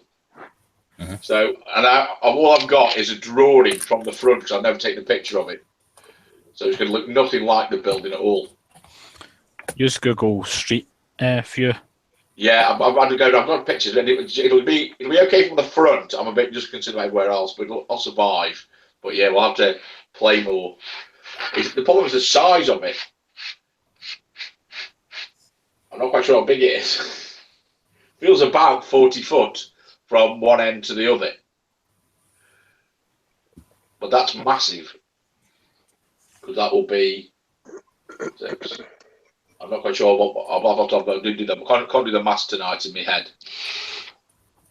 But yeah, that's this week's job really. Once I've painted these. If you're going to do the French Indian Wars, there's a really good guy on YouTube called the Kamloopian. Yeah. Kamloopian,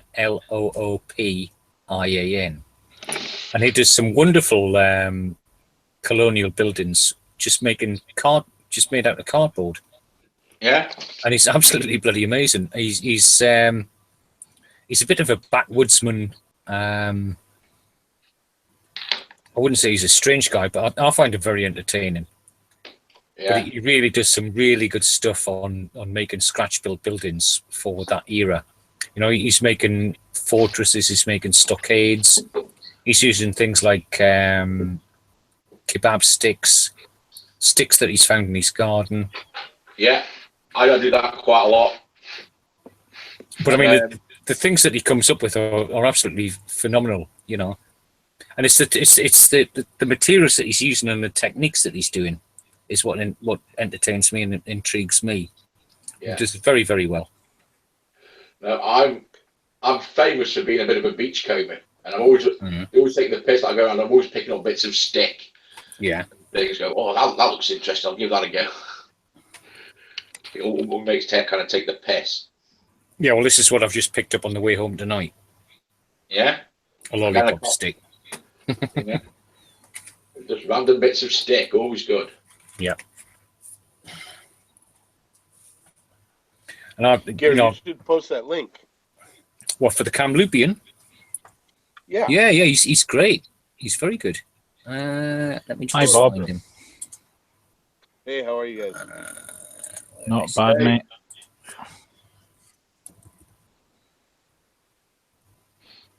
Yourself? Oh, busy time of year. End of school year, so.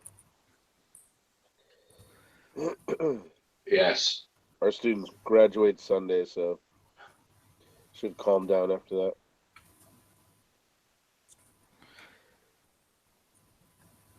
Okay, here he is. Steve the Kamloopian.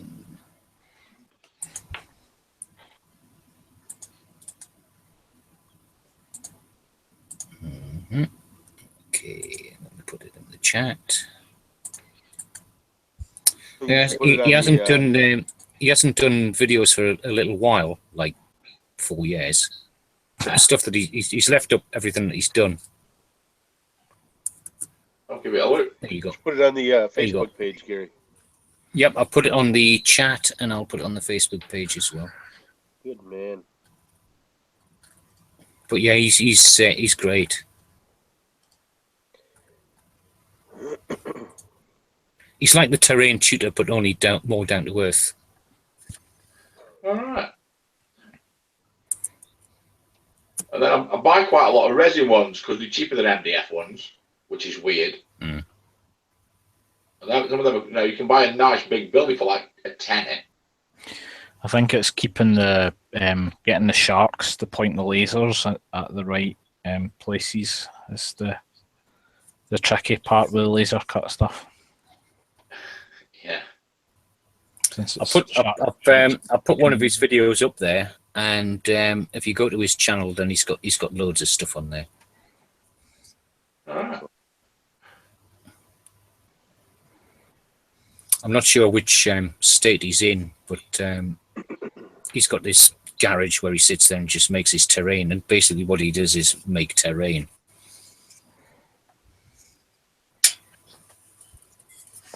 But I like him. He's a good guy. Is he in the States or Canada? No, he's in the States. I think he's on the border. He's backwards. I don't think he's Appalachian, but he's not far away from that, I think. There's Kamloops, British Columbia, so could be up there.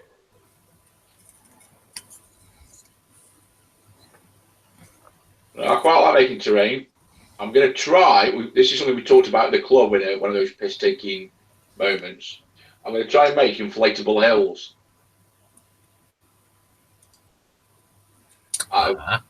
Travel pillows. Mm-hmm.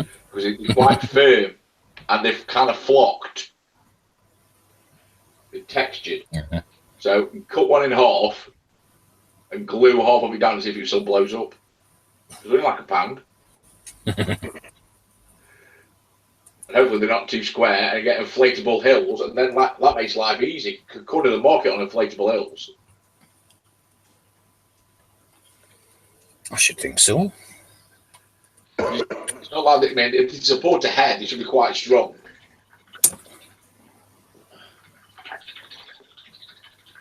You just hope that someone doesn't put one of those wire pikemen the wrong way on it or something. Yes. Yes, there's a hill shooting across the room. Gaffer tape and bicycle repair kits. Because the other thought it would be to use whoopee cushions, but that's a bit dangerous. You need to have something to do with the nozzle. Right, excuse me a moment, I'm going to try and reset. I'm going to log off and log on again because I've lost everybody's picture. I think there's technical issues anyway, Martin, because David's having issues as well. Right, well, we'll give it a go. We'll give it a go. I'll be back. No worries. It kicked me as well, so earlier. Technology, it's great when it works.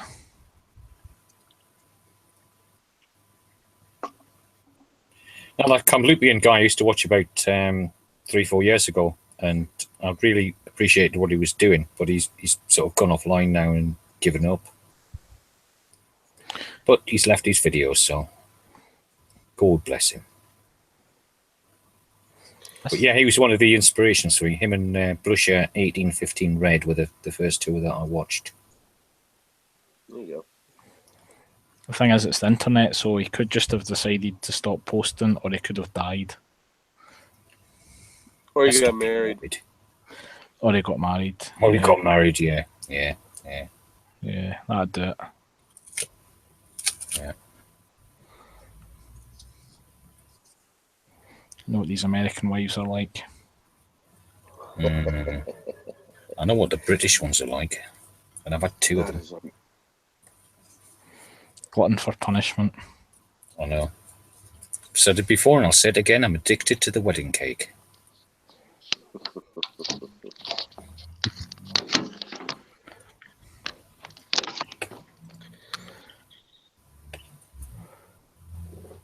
Right. Now that I'm back, I'm going to disappear for a minute. In an ironic kind of way. Just like that. Just like that. Oh.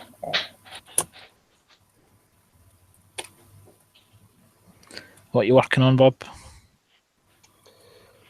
Just we're basing up some of the Foreign Legion guys I did. Right. Putting some base coat on some more Fallschirmjäger. Making progress then. So, yeah, I am.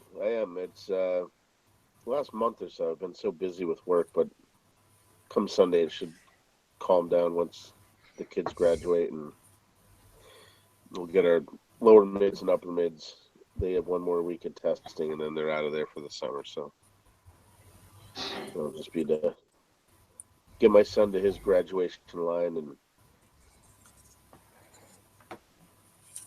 so. Have you put any photographs of these Foreign Legion guys up yet, Bob?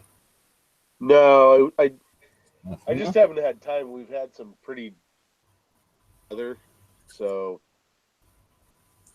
usually on days it's nice. I'm out shooting, so it's kind of hard to.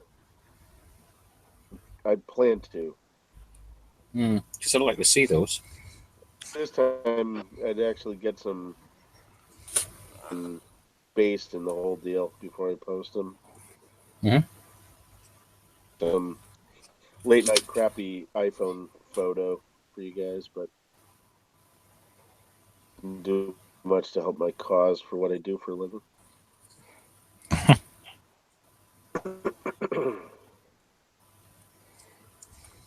But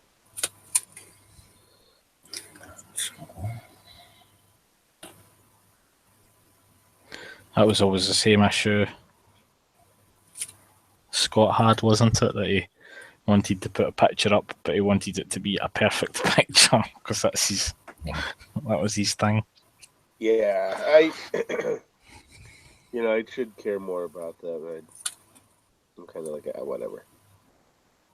It's kind of like anything else. I do it all day long. So when I'm doing this, it's like a cell phone instead of breaking everything else out. Yeah. Too much of a pain. Just buy me this new cool system from DJI. They're the guys who make the drones. Mm-hmm. But it's essentially all the drone technology in a handheld unit. So it's got this amazingly stable gimbal. I was kind of playing with setting that thing up today, but what I will use it for, I had no idea, but they offered to buy it, and I said yes. Down technology.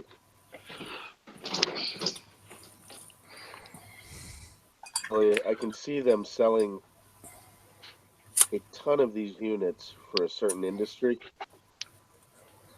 because it will revolutionize a certain genre of entertainment.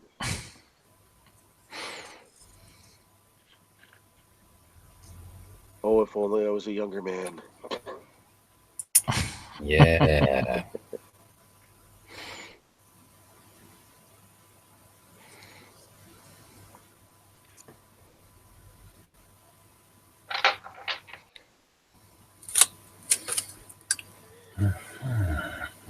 What a wondrous technological age we live in.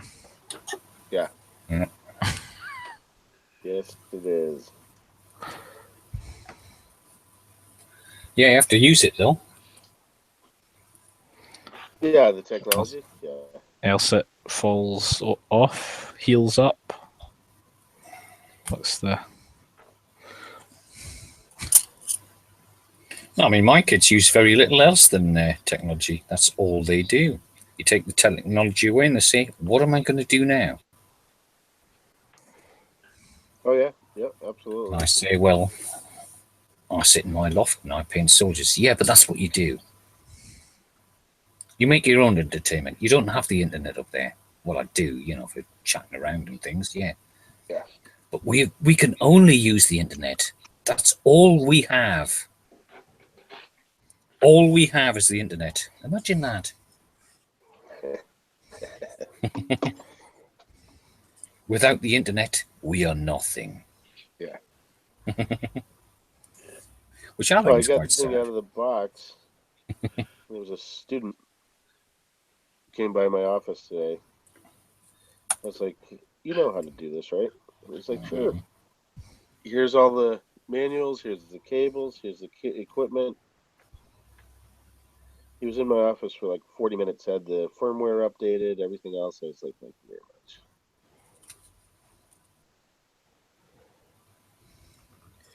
He's like, am I going to get to use this? I go, nope. But I appreciate you setting it up for me. Yeah.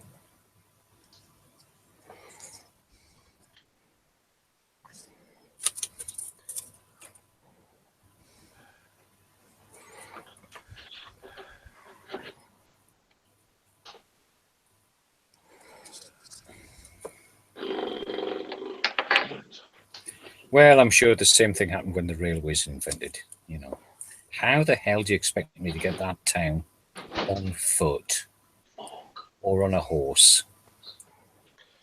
There's no railway. There's no telegraph. Right. The railway changed time in this country. You know, Manchester was 10 minutes ahead of London. And when Brunel built the railway, they had to have the same time so the trains could run on time, so they could have a timetable. Really? Yeah. Checked Yep. all the clocks. Yeah. So Brunel changed time. That's how good he was.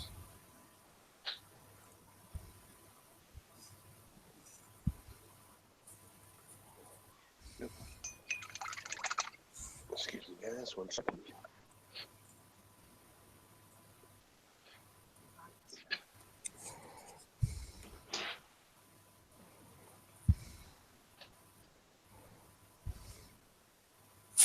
Right, I've finished my infantry. Good stuff. Times 2. It's a bit dark. You see now? A little bit. A little bit. Not really have the lighting for it. Nah. I've got an entire regiment walking through charging through a cornfield, and a couple of firing line stands to make up a regiment, and a couple of marching stands to make up a regiment. And they look really good. Yeah, look good. And I'm quite chuffed. One more regiment to go.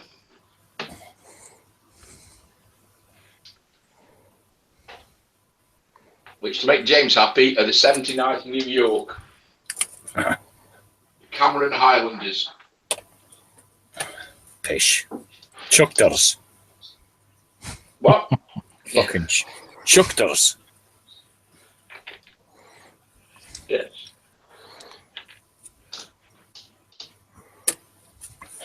Chuckters, you mean? Yeah, that lot.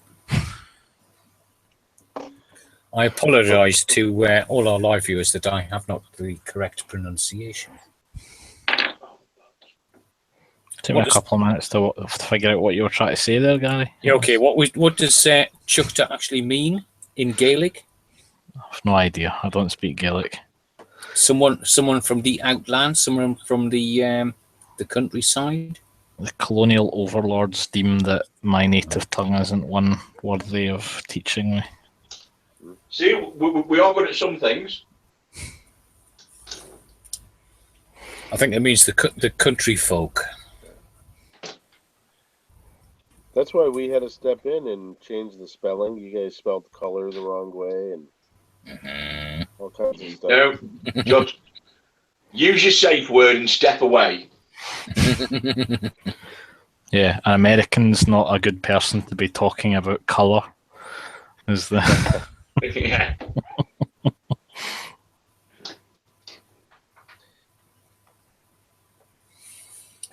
Right, I think I'm going to have to do a yellow shield.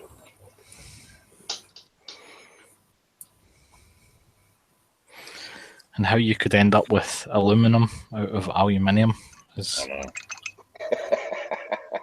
How did they do that?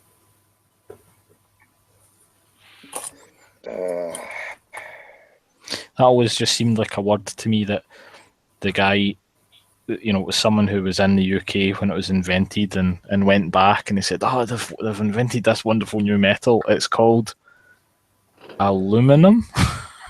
Yeah.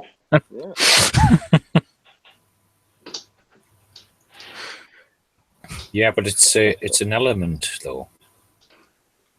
It's not an alloy. It's an element. Okay, Right. I'll take your word for it. So pitch to you, Jamesy. Pitch, mate. I know it's made out of an ore, isn't it? Yeah. Still Bauxite. Yeah. Incredibly common ore. Absolutely bleeding Very everywhere. Very common in Africa. Yeah, it's which is why the Chinese go there. yes, you get laterite deposits of it, but it's all been washed out from the topsoil to the bottom of the soil. It's really good. Sorry, I've got full geek on. So if it's common, then why was it considered a strategic resource?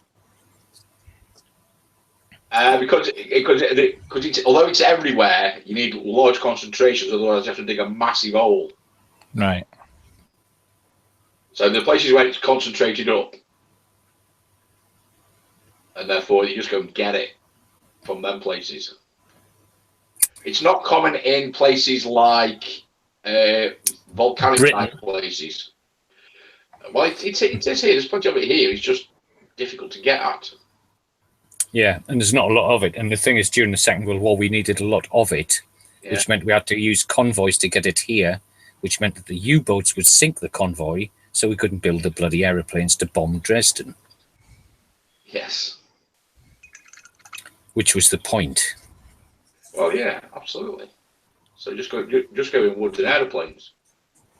Because you Puma-wearing Europeans put a U in the collar.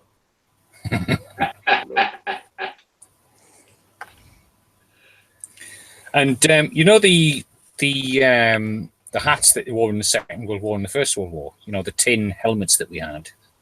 Yeah. And that is an alloy to make them not necessarily bulletproof, but shell-proof. And manganese is something like 10% in there. All right. And you only get manganese from Australia, and parts of Africa and parts of India. So because we had the convoy system and because we had the empire or the Commonwealth as it became, that is why it was so important to hang on to the empire, because otherwise we would have no protective helmets in the Second World War and the First World War. No, I didn't know that. I rest my case, Your Honour. So, it's a fairly sensible case to rest. Mm-hmm. No, but that was the point. You know, we could only get these elements from these far-flung countries that just happen to be part of the British Empire. Yeah. And as far as I'm aware, there aren't really many deposits of manganese in anywhere else apart from what was the British Empire. Don't know the answer to that question. I'd have to go and look it up. Yeah. It's not a thing I teach the kids. They get a bit baffled. Right. They have no trouble with coal. In the northeast? Yeah, but they're not from the northeast, are they? One of my kids, his dad owns Mull. Mm-hmm. The whole island. Well, he might not own the whole island, but he owns a significant proportion of it. Mm-hmm. Which is, quite exciting, the lucky bastard. Mm. And disappointingly, he's a right nice kid. He works really hard. I'm devastated. So I wish he was a posh twerp. Got some of that. Then you could throw the board rubber and the chalk at him. That's my first years. My first years are hopeless.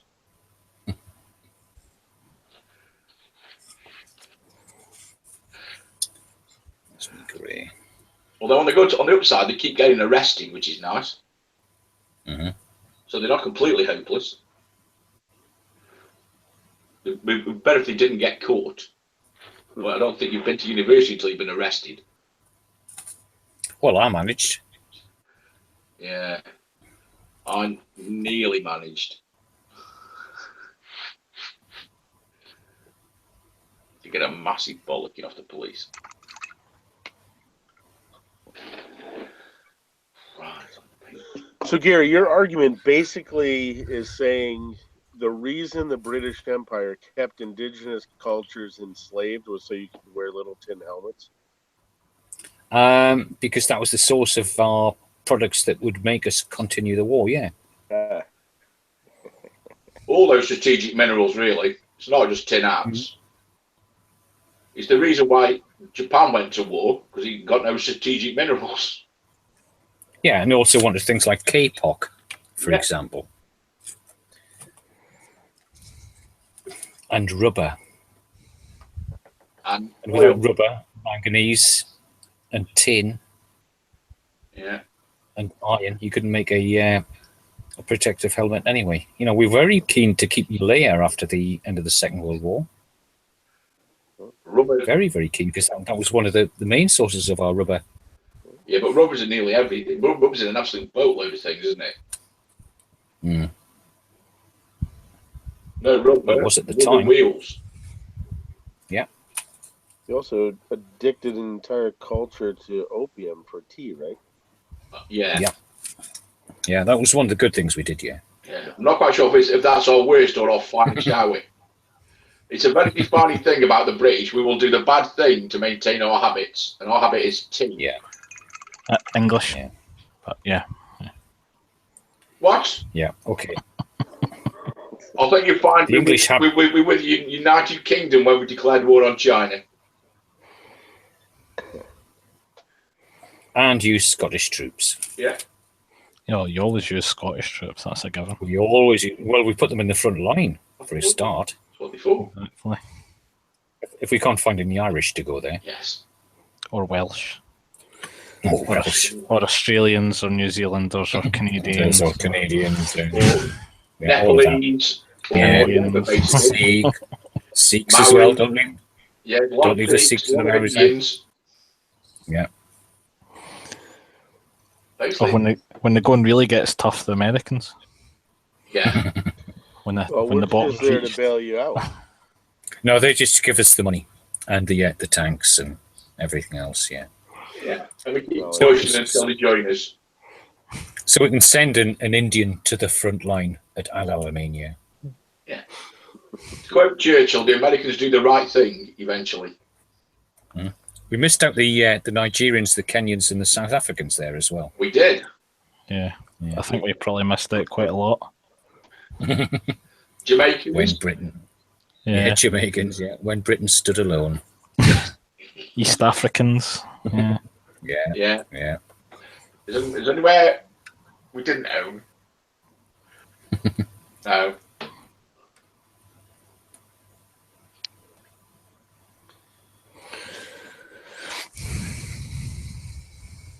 Aden. Yeah, we owned that for hours, didn't we? Malta. Gibraltar. Malta Air Force Base. Gibraltar Naval Base. Great Britain, the world's largest aircraft carrier. Yeah. Guyana as well. British Guyana. British Guyana. Belize. Not big on an army though. The people. What are people from Belize called? I feel like he's saying Belizeans, but I bet it isn't. I feel like I'll come over old George Bush. Oh, Belizeans. Go look that up. I don't know what you call them, but we call them farm workers. Right.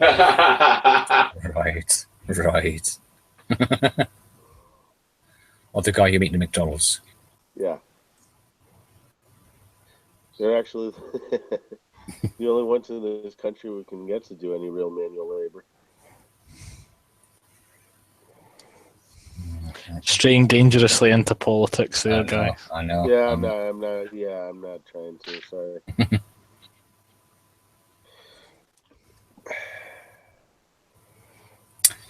Right, I think that's my lot done. Yeah. Ditto. I've got 2 more pin markers to paint. Cool. I'll end the live section there if it's still going, since it's kicked me out twice tonight. I think David's been having issues as well and stuff. So yeah, that was fun, gentlemen. Yep. Mm-hmm.